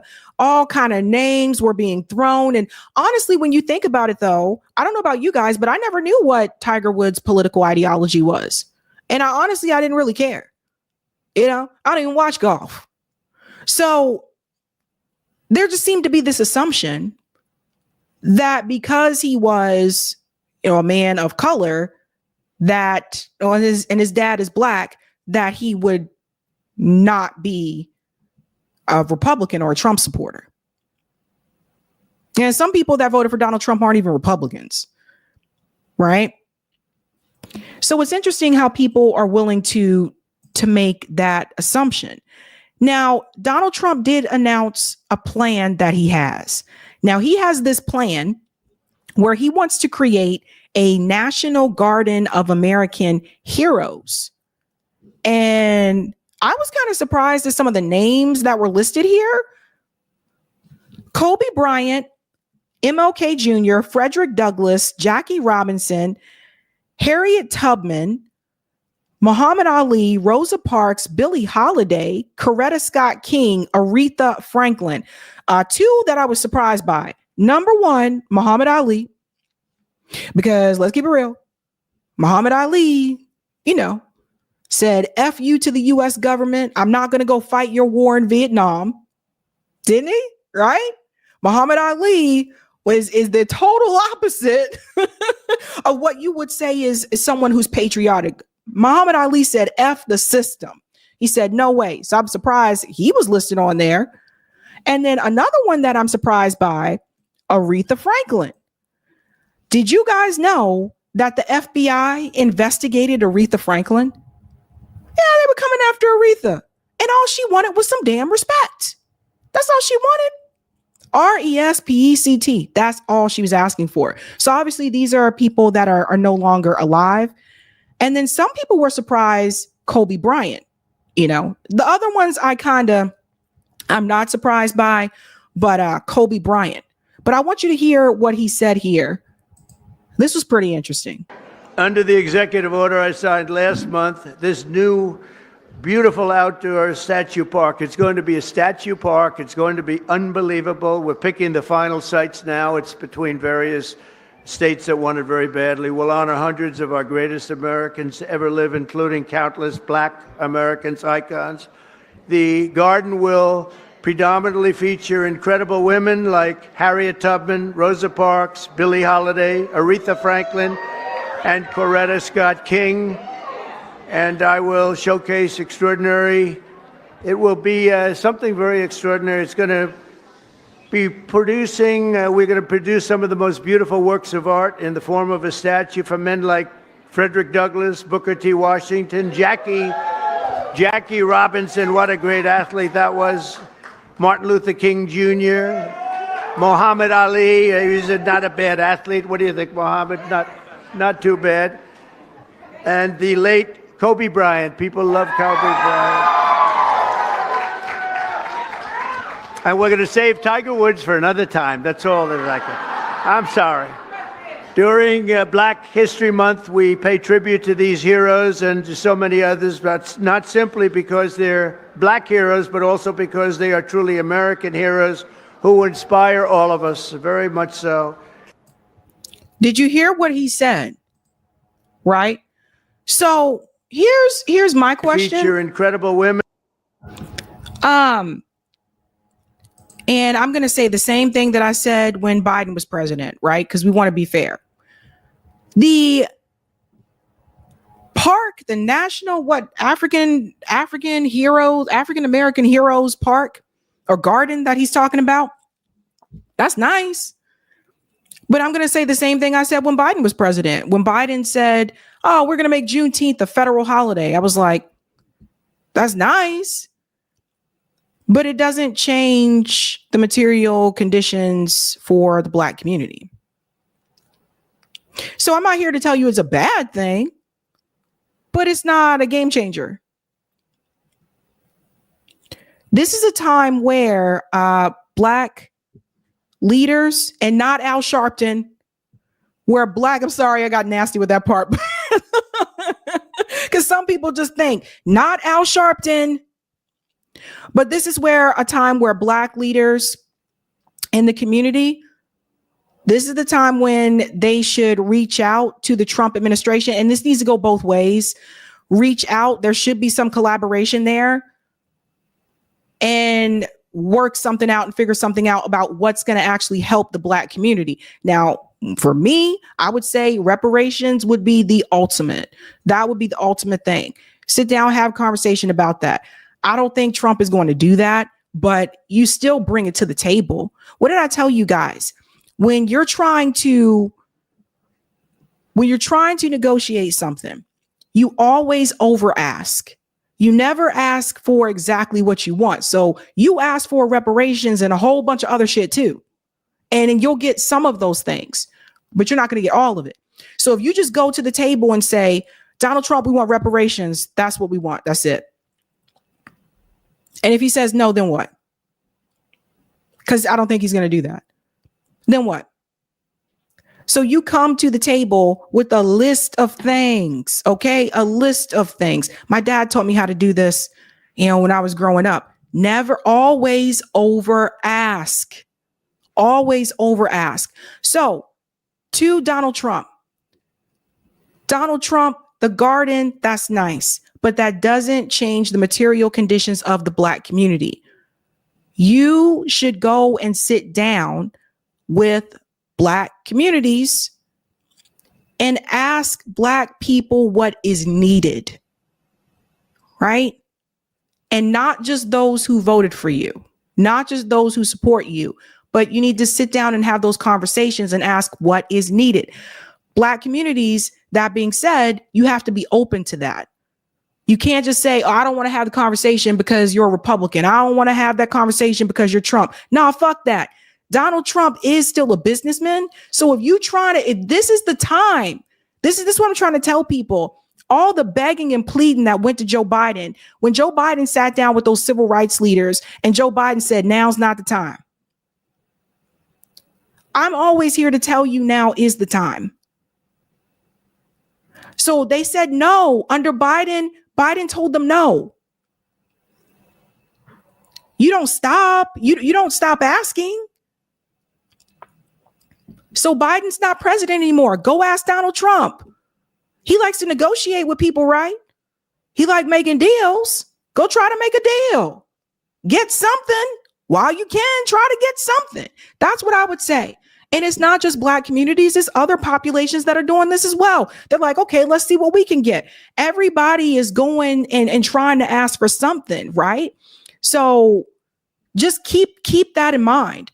I really don't want people to sit back and just say, it's not even worth me trying to ask for anything because I'm not a Republican and he's not going to want to talk to me, or they're not going to want to deal with me because I'm Black or I live in a Black community and da da da da. You don't know what's going to happen. That's what I'm saying. Let's go try.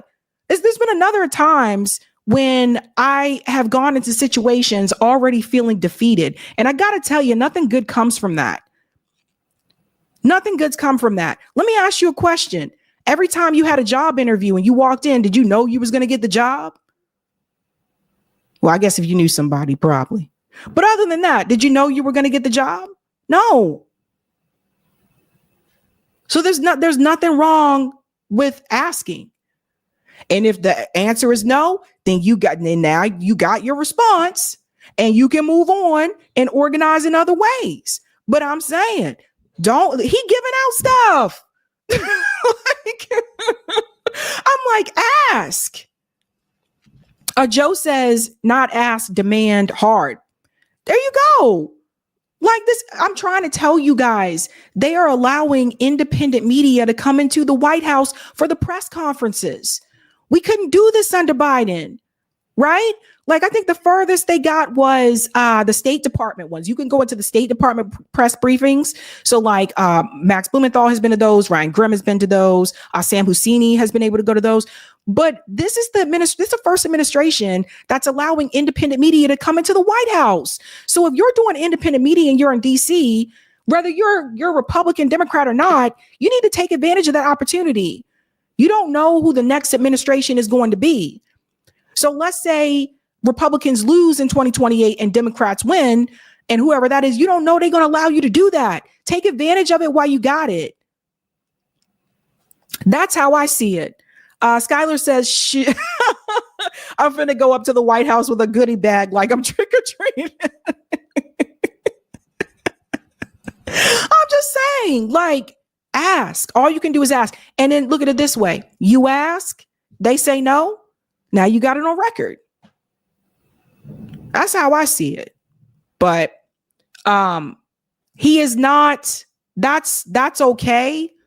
That's nice, but that doesn't really change things for the Black community. Same thing I said under Joe Biden's presidency. So that's, to me, that's virtue signaling. And I've talked about this before. Black people need homes. Black people need jobs. Do you guys know that in 2053, it is predicted that Black wealth is going to be $0? Oh, what are we doing? So come on. The door is open. Go walk in that motherfucker. Break it down if you have to. I say at least ask. Nothing wrong with asking. And then you got these issues, right? So there were a lot of Black people there. And I believe this is Sharice Lane. She took a photo of all of them that were at the White House. Now, this woman, I believe the woman right here, with her hair up in a bun and the curlies coming down, she's the one that was in Chicago, and she had confronted Mayor Brandon Johnson multiple times about what was happening there with the immigration issue in the Black community. So these people look at this and like, oh, these are just people that just voted for Donald Trump. Some of these people are activists and organizers who had been asking the Democratic Party to meet their demands, and they wouldn't do it. That's how they went over to Donald Trump. I know, because I saw the stories. I saw the videos over and over. So Roland Martin saw this picture, and he referred to these people, he referred to them as the help. Now we need to have a conversation. The help. Why? Because they're not there for the Democratic Party?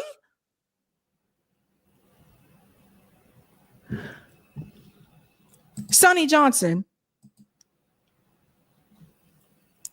I think Sonny used to work with Fox News at one point, right? Sonny Johnson put it very well. Always remember, they are not pro-Black, they are pro-Democrat.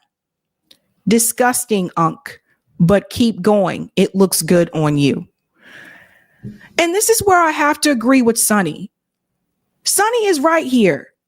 What the hell is Roland doing? And this is why I keep telling you it's a cult. This is why I tell you it's a cult. They came to the Black History Month event at the White House. Yeah, a lot of them supported Donald Trump. So what? They're still Black, just like you, Roland. Look at what are we doing now? What are we doing? So now this is what we're doing. Now we're going to go attack other Black people who we share the same issues that we have to go through. They're still Black like you, but because they didn't support the Democratic Party, they're now referred to as the help. This is why I continue to tell you guys that it's a cult. Because if it's about being pro-Black, what is the problem? You may not share the same political ideology with them, but if it's about being pro-Black and caring about the Black, what is the problem? Because let me tell you something. Black people have been leaving the Democratic Party. They're leaving. I don't see black people signing up to join the Democratic Party. Black people are leaving the Democratic Party. To the left, to the left. Everything you own in the box to the left. So that's what's happening. But the cults, theatrics, this is so stupid. Stupid. And I'll use the example with Roland Martin and the influence that he has and the name recognition that he has. If I was Roland Martin, maybe you should have went to that event and made some demands. Because I didn't see you make no demands to Kamala Harris. I didn't see you make no demands to Joe Biden. But maybe you should have went to that event and called his bluff and made some damn demands. No, you sit back and you're yelling back from your couch, calling the people who did go there the help, who are black just like you.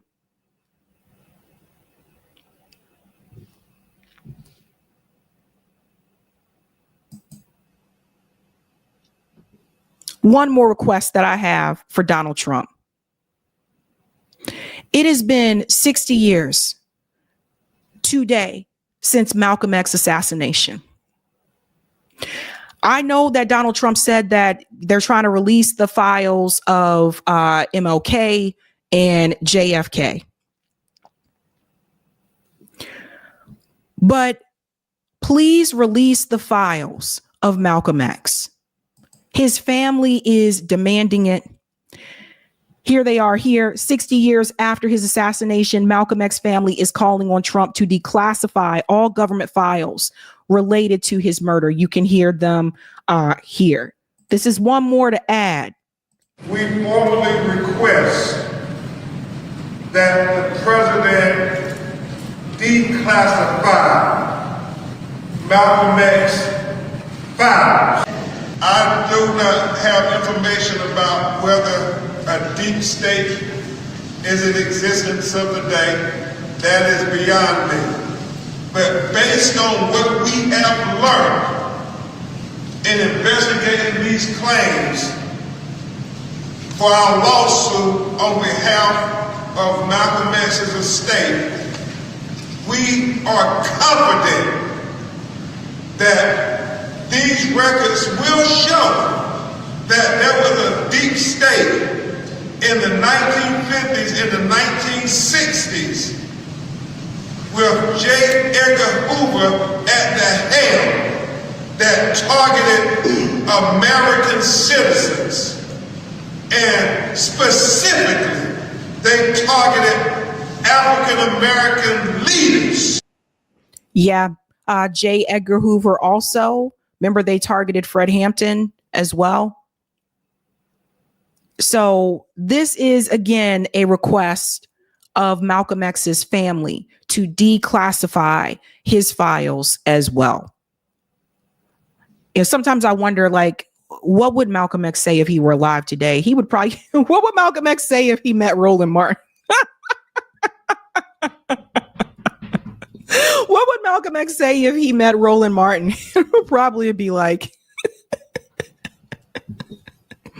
see, the fox is sneaky. Don't know if it's coming. The wolf, you can tell. I don't know. It would be interesting if those leaders were still alive today. Maybe we would have a different world, right? Maybe we'd have the country would be very different if they were still alive today. But those are my requests. Again, like I said, the garden, that's nice, but it doesn't change things for the Black community.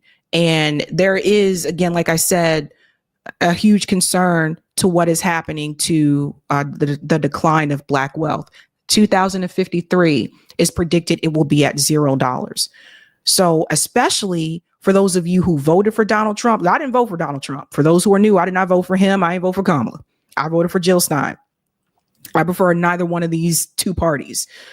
But if you voted for Donald Trump and you are Black, you better go demand something besides a garden. I don't think you have anything to lose with that. Like I said, don't forget, Joe Biden told those civil rights leaders, now is not the time. So what do you guys think about this particular event? I feel like if he didn't have a Black History Month event, I feel like Democrats would have complained. So he does, but he does have a Black History Month event and Democrats still complain. So I don't know. I don't know. But we not buying the garden. I'm not buying that. That's not enough. That is not enough. There needs to be more than that. And obviously, like I said, Black people need homes. Black people need jobs. Like, that's nice for the garden, just like Juneteenth federal holiday was nice, but it doesn't really change anything for the community. So something to keep in mind. All right. Okie dokie. If you haven't had a chance to do so, smash that like button, ladies and gentlemen. Thank you. If you're new, don't forget to like, sub, and share like a Care Bear. Let's go to some of the comments here. And we have one more story for you, ladies and gentlemen. FM said, Trump used the garden ceremony just to troll Democrats. It had nothing to do with us. That's a good point there too, FM, to troll Democrats. Jojo says no more statues, please. I know, it's like, I'm still laughing at the MLK statue that they created here in Boston. I was like, really? I was like, you guys, that's embarrassing. Like, you can't put his face, you can't put his face there. Like, that was ridiculous. They're like, it's supposed to be loving hands. I was like, it looks like a big pile of poo.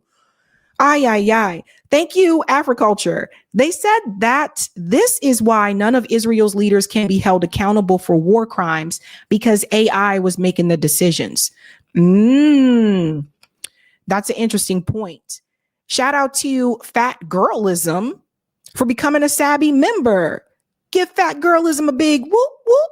Hey, thank you, Texas Grown. He welcomed Pfizer rep to the party. Everyone booed.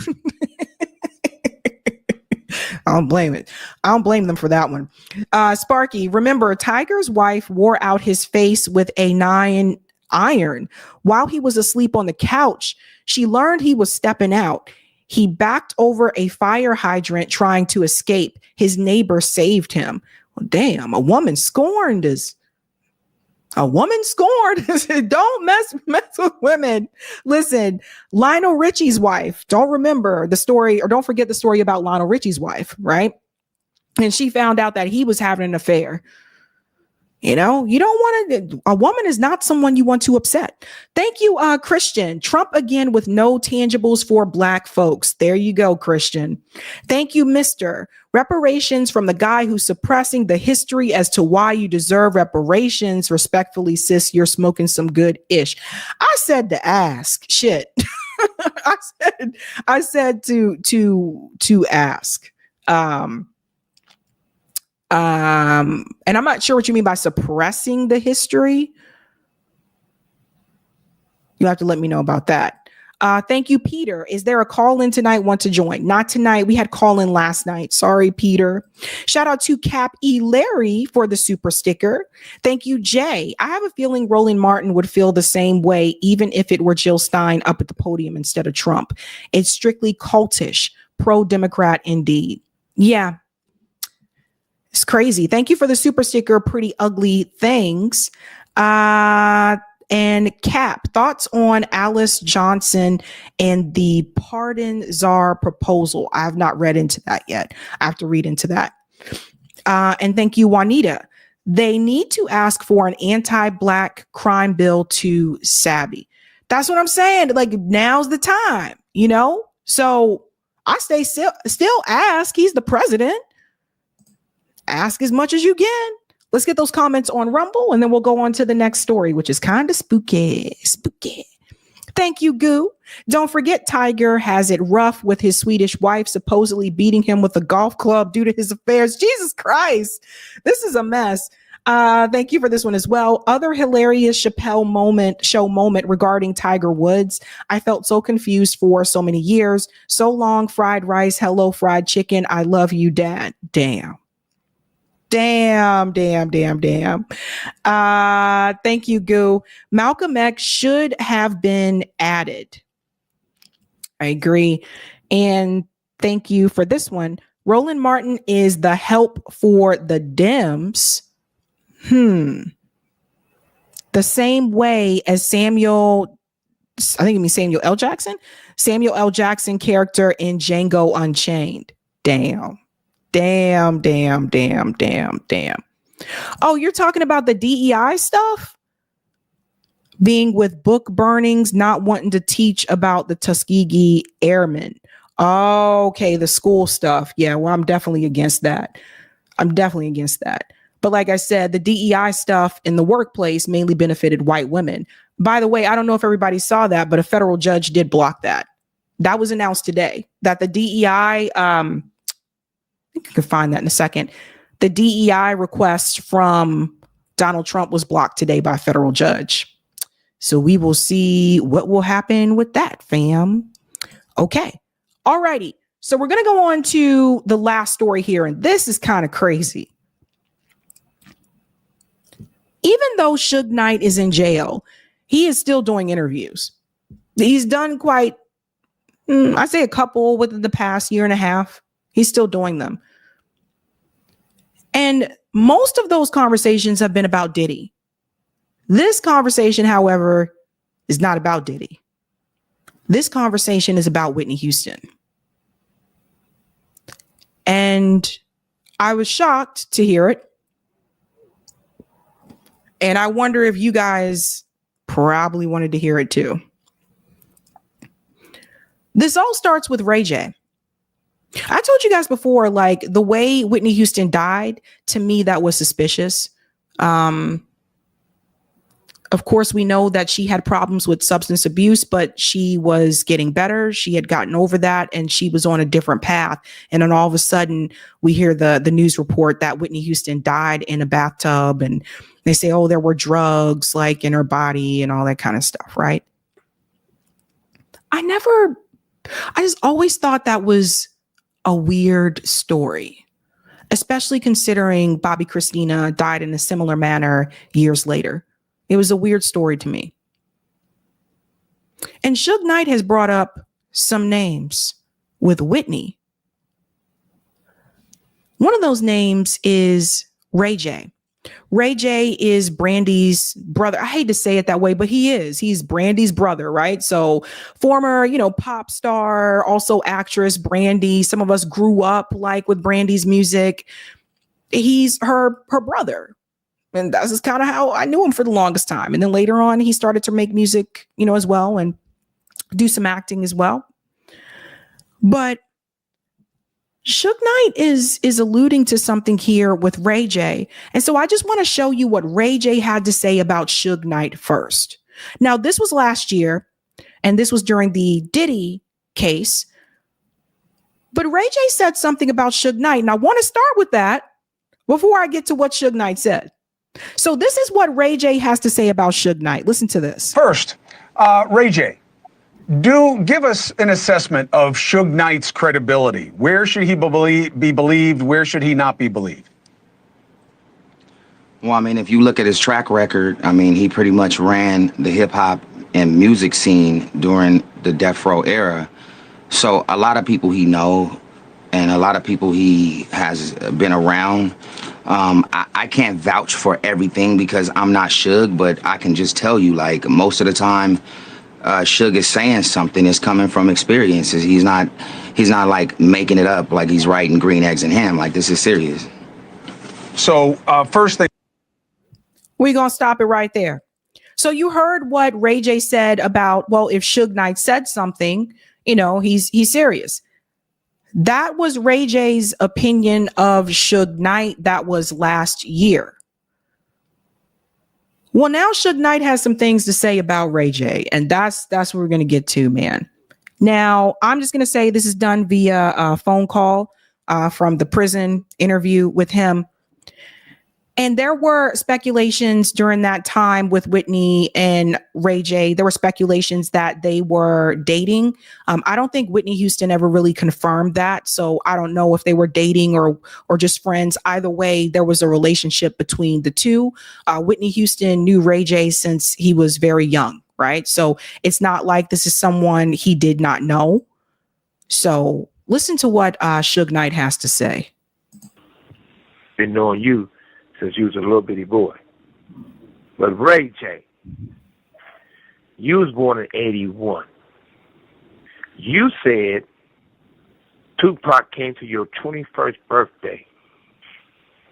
How is that if you born in 81 and your 21st birthday had to be around 2002 or somewhere along those lines? We all know Tupac was not alive in 2002. So something's off there. Pac passed away and went to heaven in 96. Where are you going with this? Another thing, Ray J.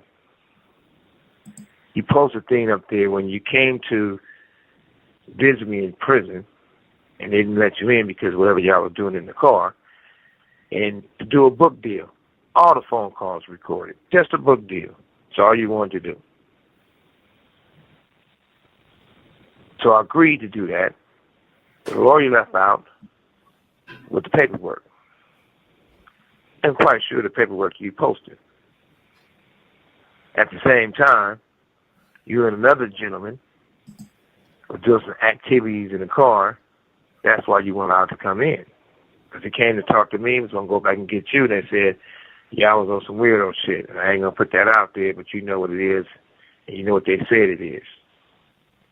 But at the same time, I got the proof to show you.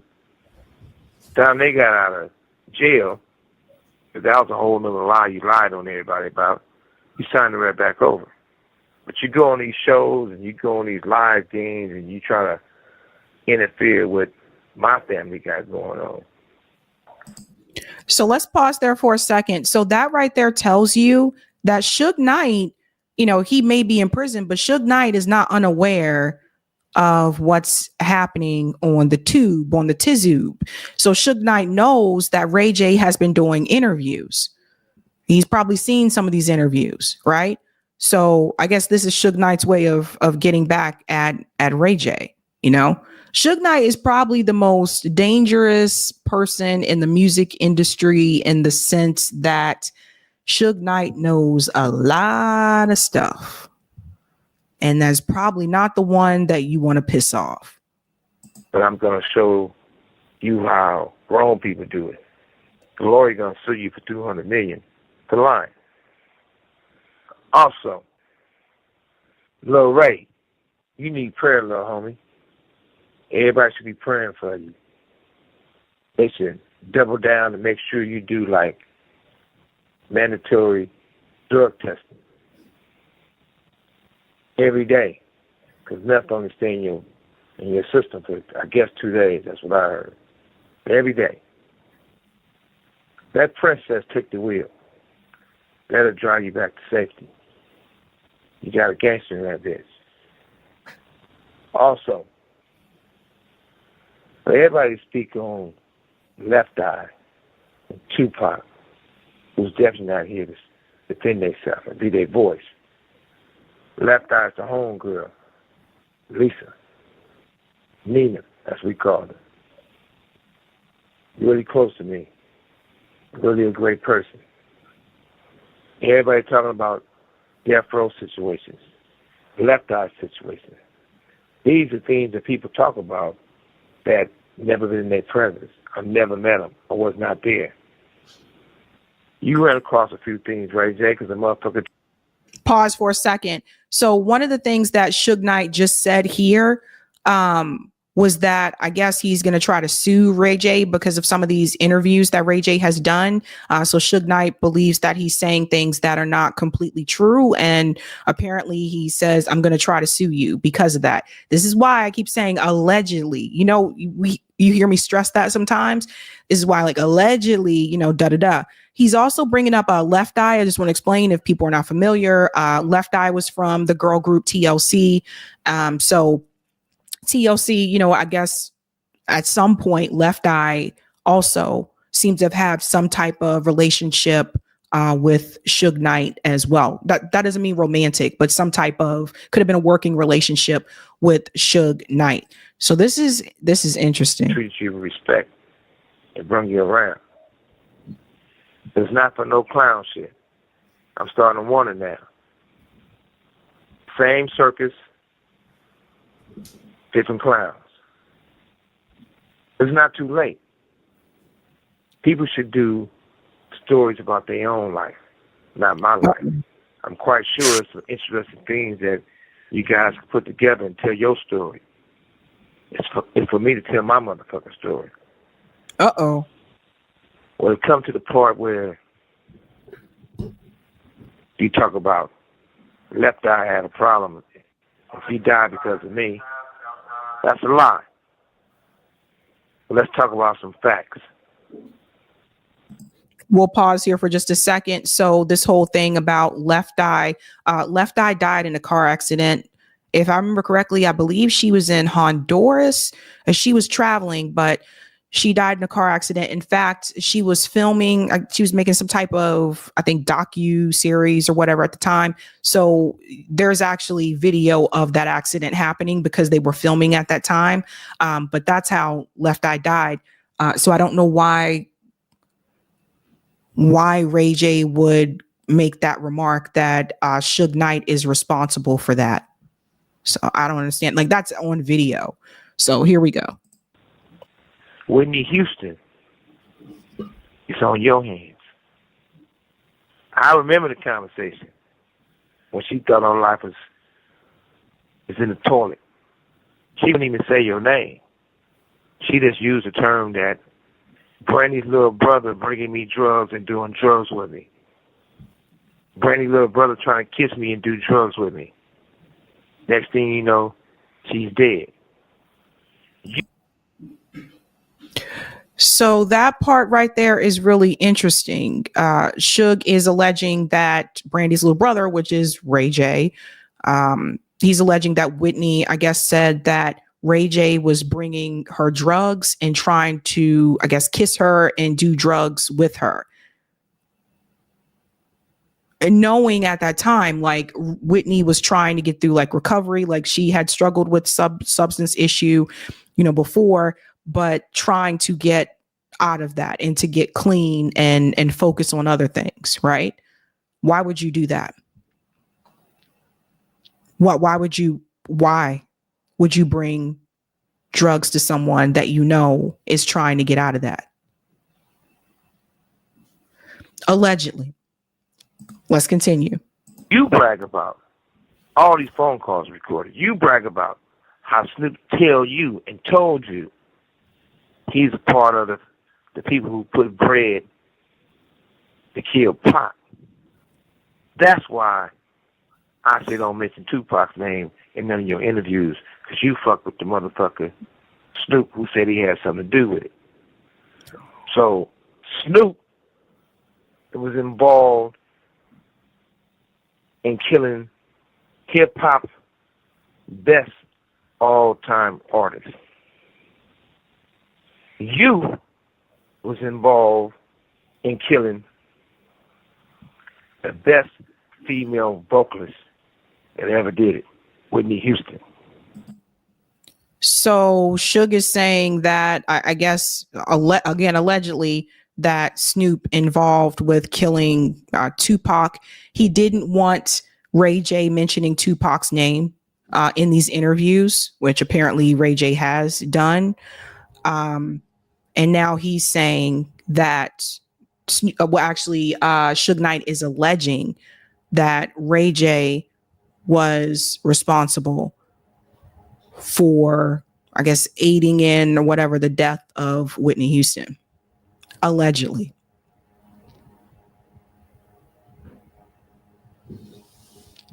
I'll let it finish here. So to get your ratings to go up for Love and Hip Hop, wherever the fuck that is, or wherever you guys got to do to be relevant, talk about that. That alone speaking volumes. And I wish for all y'all's success. I have nothing negative or bad to say about nobody I know. But I will tell the truth. I want the world to understand that everybody who's using these platforms, podcasts, it's a lot of great ones. But we don't have to put nobody down to be somebody. Mm. So I'm saying this one time and one time only. I wish all the people in society do well. It's rough out there in the streets. You got some motherfuckers with guns and no bullets. Some people with bullets and no gun. It's bad. But once again, I pray for the best. I do prepare for the worst. I want all success to the people we all know, that we all look like each other. Tell your story. It's up to me to tell mine. So the people I got love for, God bless you. Okay. So imagine what will happen when and if Suge Knight gets out of jail, right? I don't know what his situation is right now with his sentence, but I guess in so many ways, Suge Knight is saying, keep my name, telling Ray J, keep his name out of his mouth. Now, the Whitney Houston part, we all know that Whitney was using drugs before Ray J, before Bobby Brown. She was doing drugs before all of that. But at a certain point, she was trying to get clean of all of that. So I don't know. But Suge Knight is alleging that Ray J was involved. And I don't know any of these people. Hollywood or Hollyweird is a weird place. And you never know, guys. I don't know. I've heard some stories about what some of these things that have happened within the entertainment industry, whether it's music, movies, whatever. So it's easy to just look at someone and say, oh no, he would never do that, or she would never do that. But you got to remember, we don't know these people. Even if you're a fan. So it's not like Whitney and Ray J didn't know each other. They'd known each other for a long time. So just keep that in mind. But I will say the one person you definitely don't want to piss off is Suge Knight, right?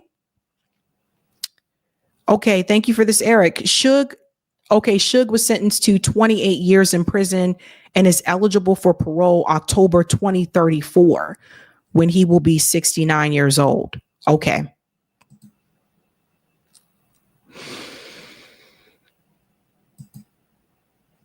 I take it Ray J probably won't be doing any more interviews about this type of thing. I take it if you've seen this, I take it he probably won't be doing any more of those segments. I don't know. I say, I had my opinions. I remember about Suge Knight, some of the things that I heard or read. And then as time went by and you started to hear Suge Knight was doing more interviews and you started to hear more of his side of things, then it's kind of oh, later on, you saw some of those things that Suge Knight was talking about was true. So, I don't know. Let's go to some of the comments here. Katrina says hello. I don't know. FM, did Pierce take down the interview? I don't know. I know he took down the one with Jaguar, right? So, but I don't know. I don't know, man. Let's go to some of the comments here. Cori says Ray J is definitely most known for the Kim K sex tape. Actually, I would argue people wouldn't even know who Kim Kardashian was if it wasn't for that. Isn't that crazy? Like, that's where this all came from. William says Ray J was Whitney and Brandy's handler. Damn. Computer Blue. Clive Davis had Ray J drug Whitney with a bad pack. Allegedly. Notori says word on the street, Ray J was Whitney Houston's drug dealer, and his pictures of Ray J and Wendy Williams, and people are saying that Ray J was Wendy Williams' drug dealer. Well, Wendy Williams is doing interviews again, and she's kind of, telling all. So that's interesting.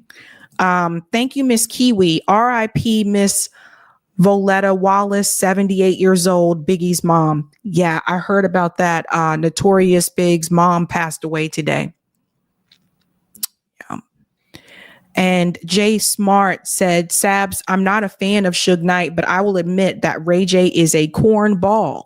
I've been saying this for years. The cornball. Let's get the comments on Rumble. Yeah. Thank you, Goo. That explains allegedly why Snoop sold out to Israel, making that cringe commercial. Mossad maybe got something on him, supposedly what Suge said. Oh, that's a good point. And thank you for this one. I guess after Lionel's wife got done with him, he told her, I will no longer party all night long. All night long, all night long. You gotta love Lionel Richie's songs, I mean, he did his wife wrong. He may not be a great person, but Lionel Richie's songs are like, Jamba Nita said to my ja, yeah, Jamba Jumbo, something, something, something, something, Jambalaya, yay. Or Dancing on the Ceiling, what a feeling when we're dancing on the ceiling. That was so 80s too, like for the people to be like walking on the ceiling and then everybody doing the dance and all that kind of stuff. I feel like today people will probably make fun of that song or maybe the music video, but that was like kind of cool too. Lionel had the real all night long. I love that song. All night. And then there's the Stalker song, Hello. And the video is totally Stalker. He's just following this girl around who's actually his student. And now actually today, I don't think that music video would be able to happen. Just thought about that. Anywho, that is it for me tonight, ladies and gentlemen. Dwayne said Computer Blue is a great song by Prince. Yeah. But that is it for me. I was going to go live on Sunday, but I'm not going to be able to. I do have plans on this Sunday, so you can look for that Sunday show to come back the following week. I know it's a lot of crazy things going on right now. Tomorrow, guys, don't forget there is the Jill Stein, Shama Sawant, and Chris Hedges event to fight back against the rich. I think I know Jen Perlman said that she's going to be covering that. I won't be. I told you I wouldn't be able to cover it because I had already had plans booked. But I will cover it. So look for a clip because I'll cover it and just post it as a separate clip as well. So that is it for me. Miranda, you said what time? It is 10 Pacific. Actually, we can bring it up real quick. If I go to Twitter really quick, I can bring it up. Eric, can you pull up the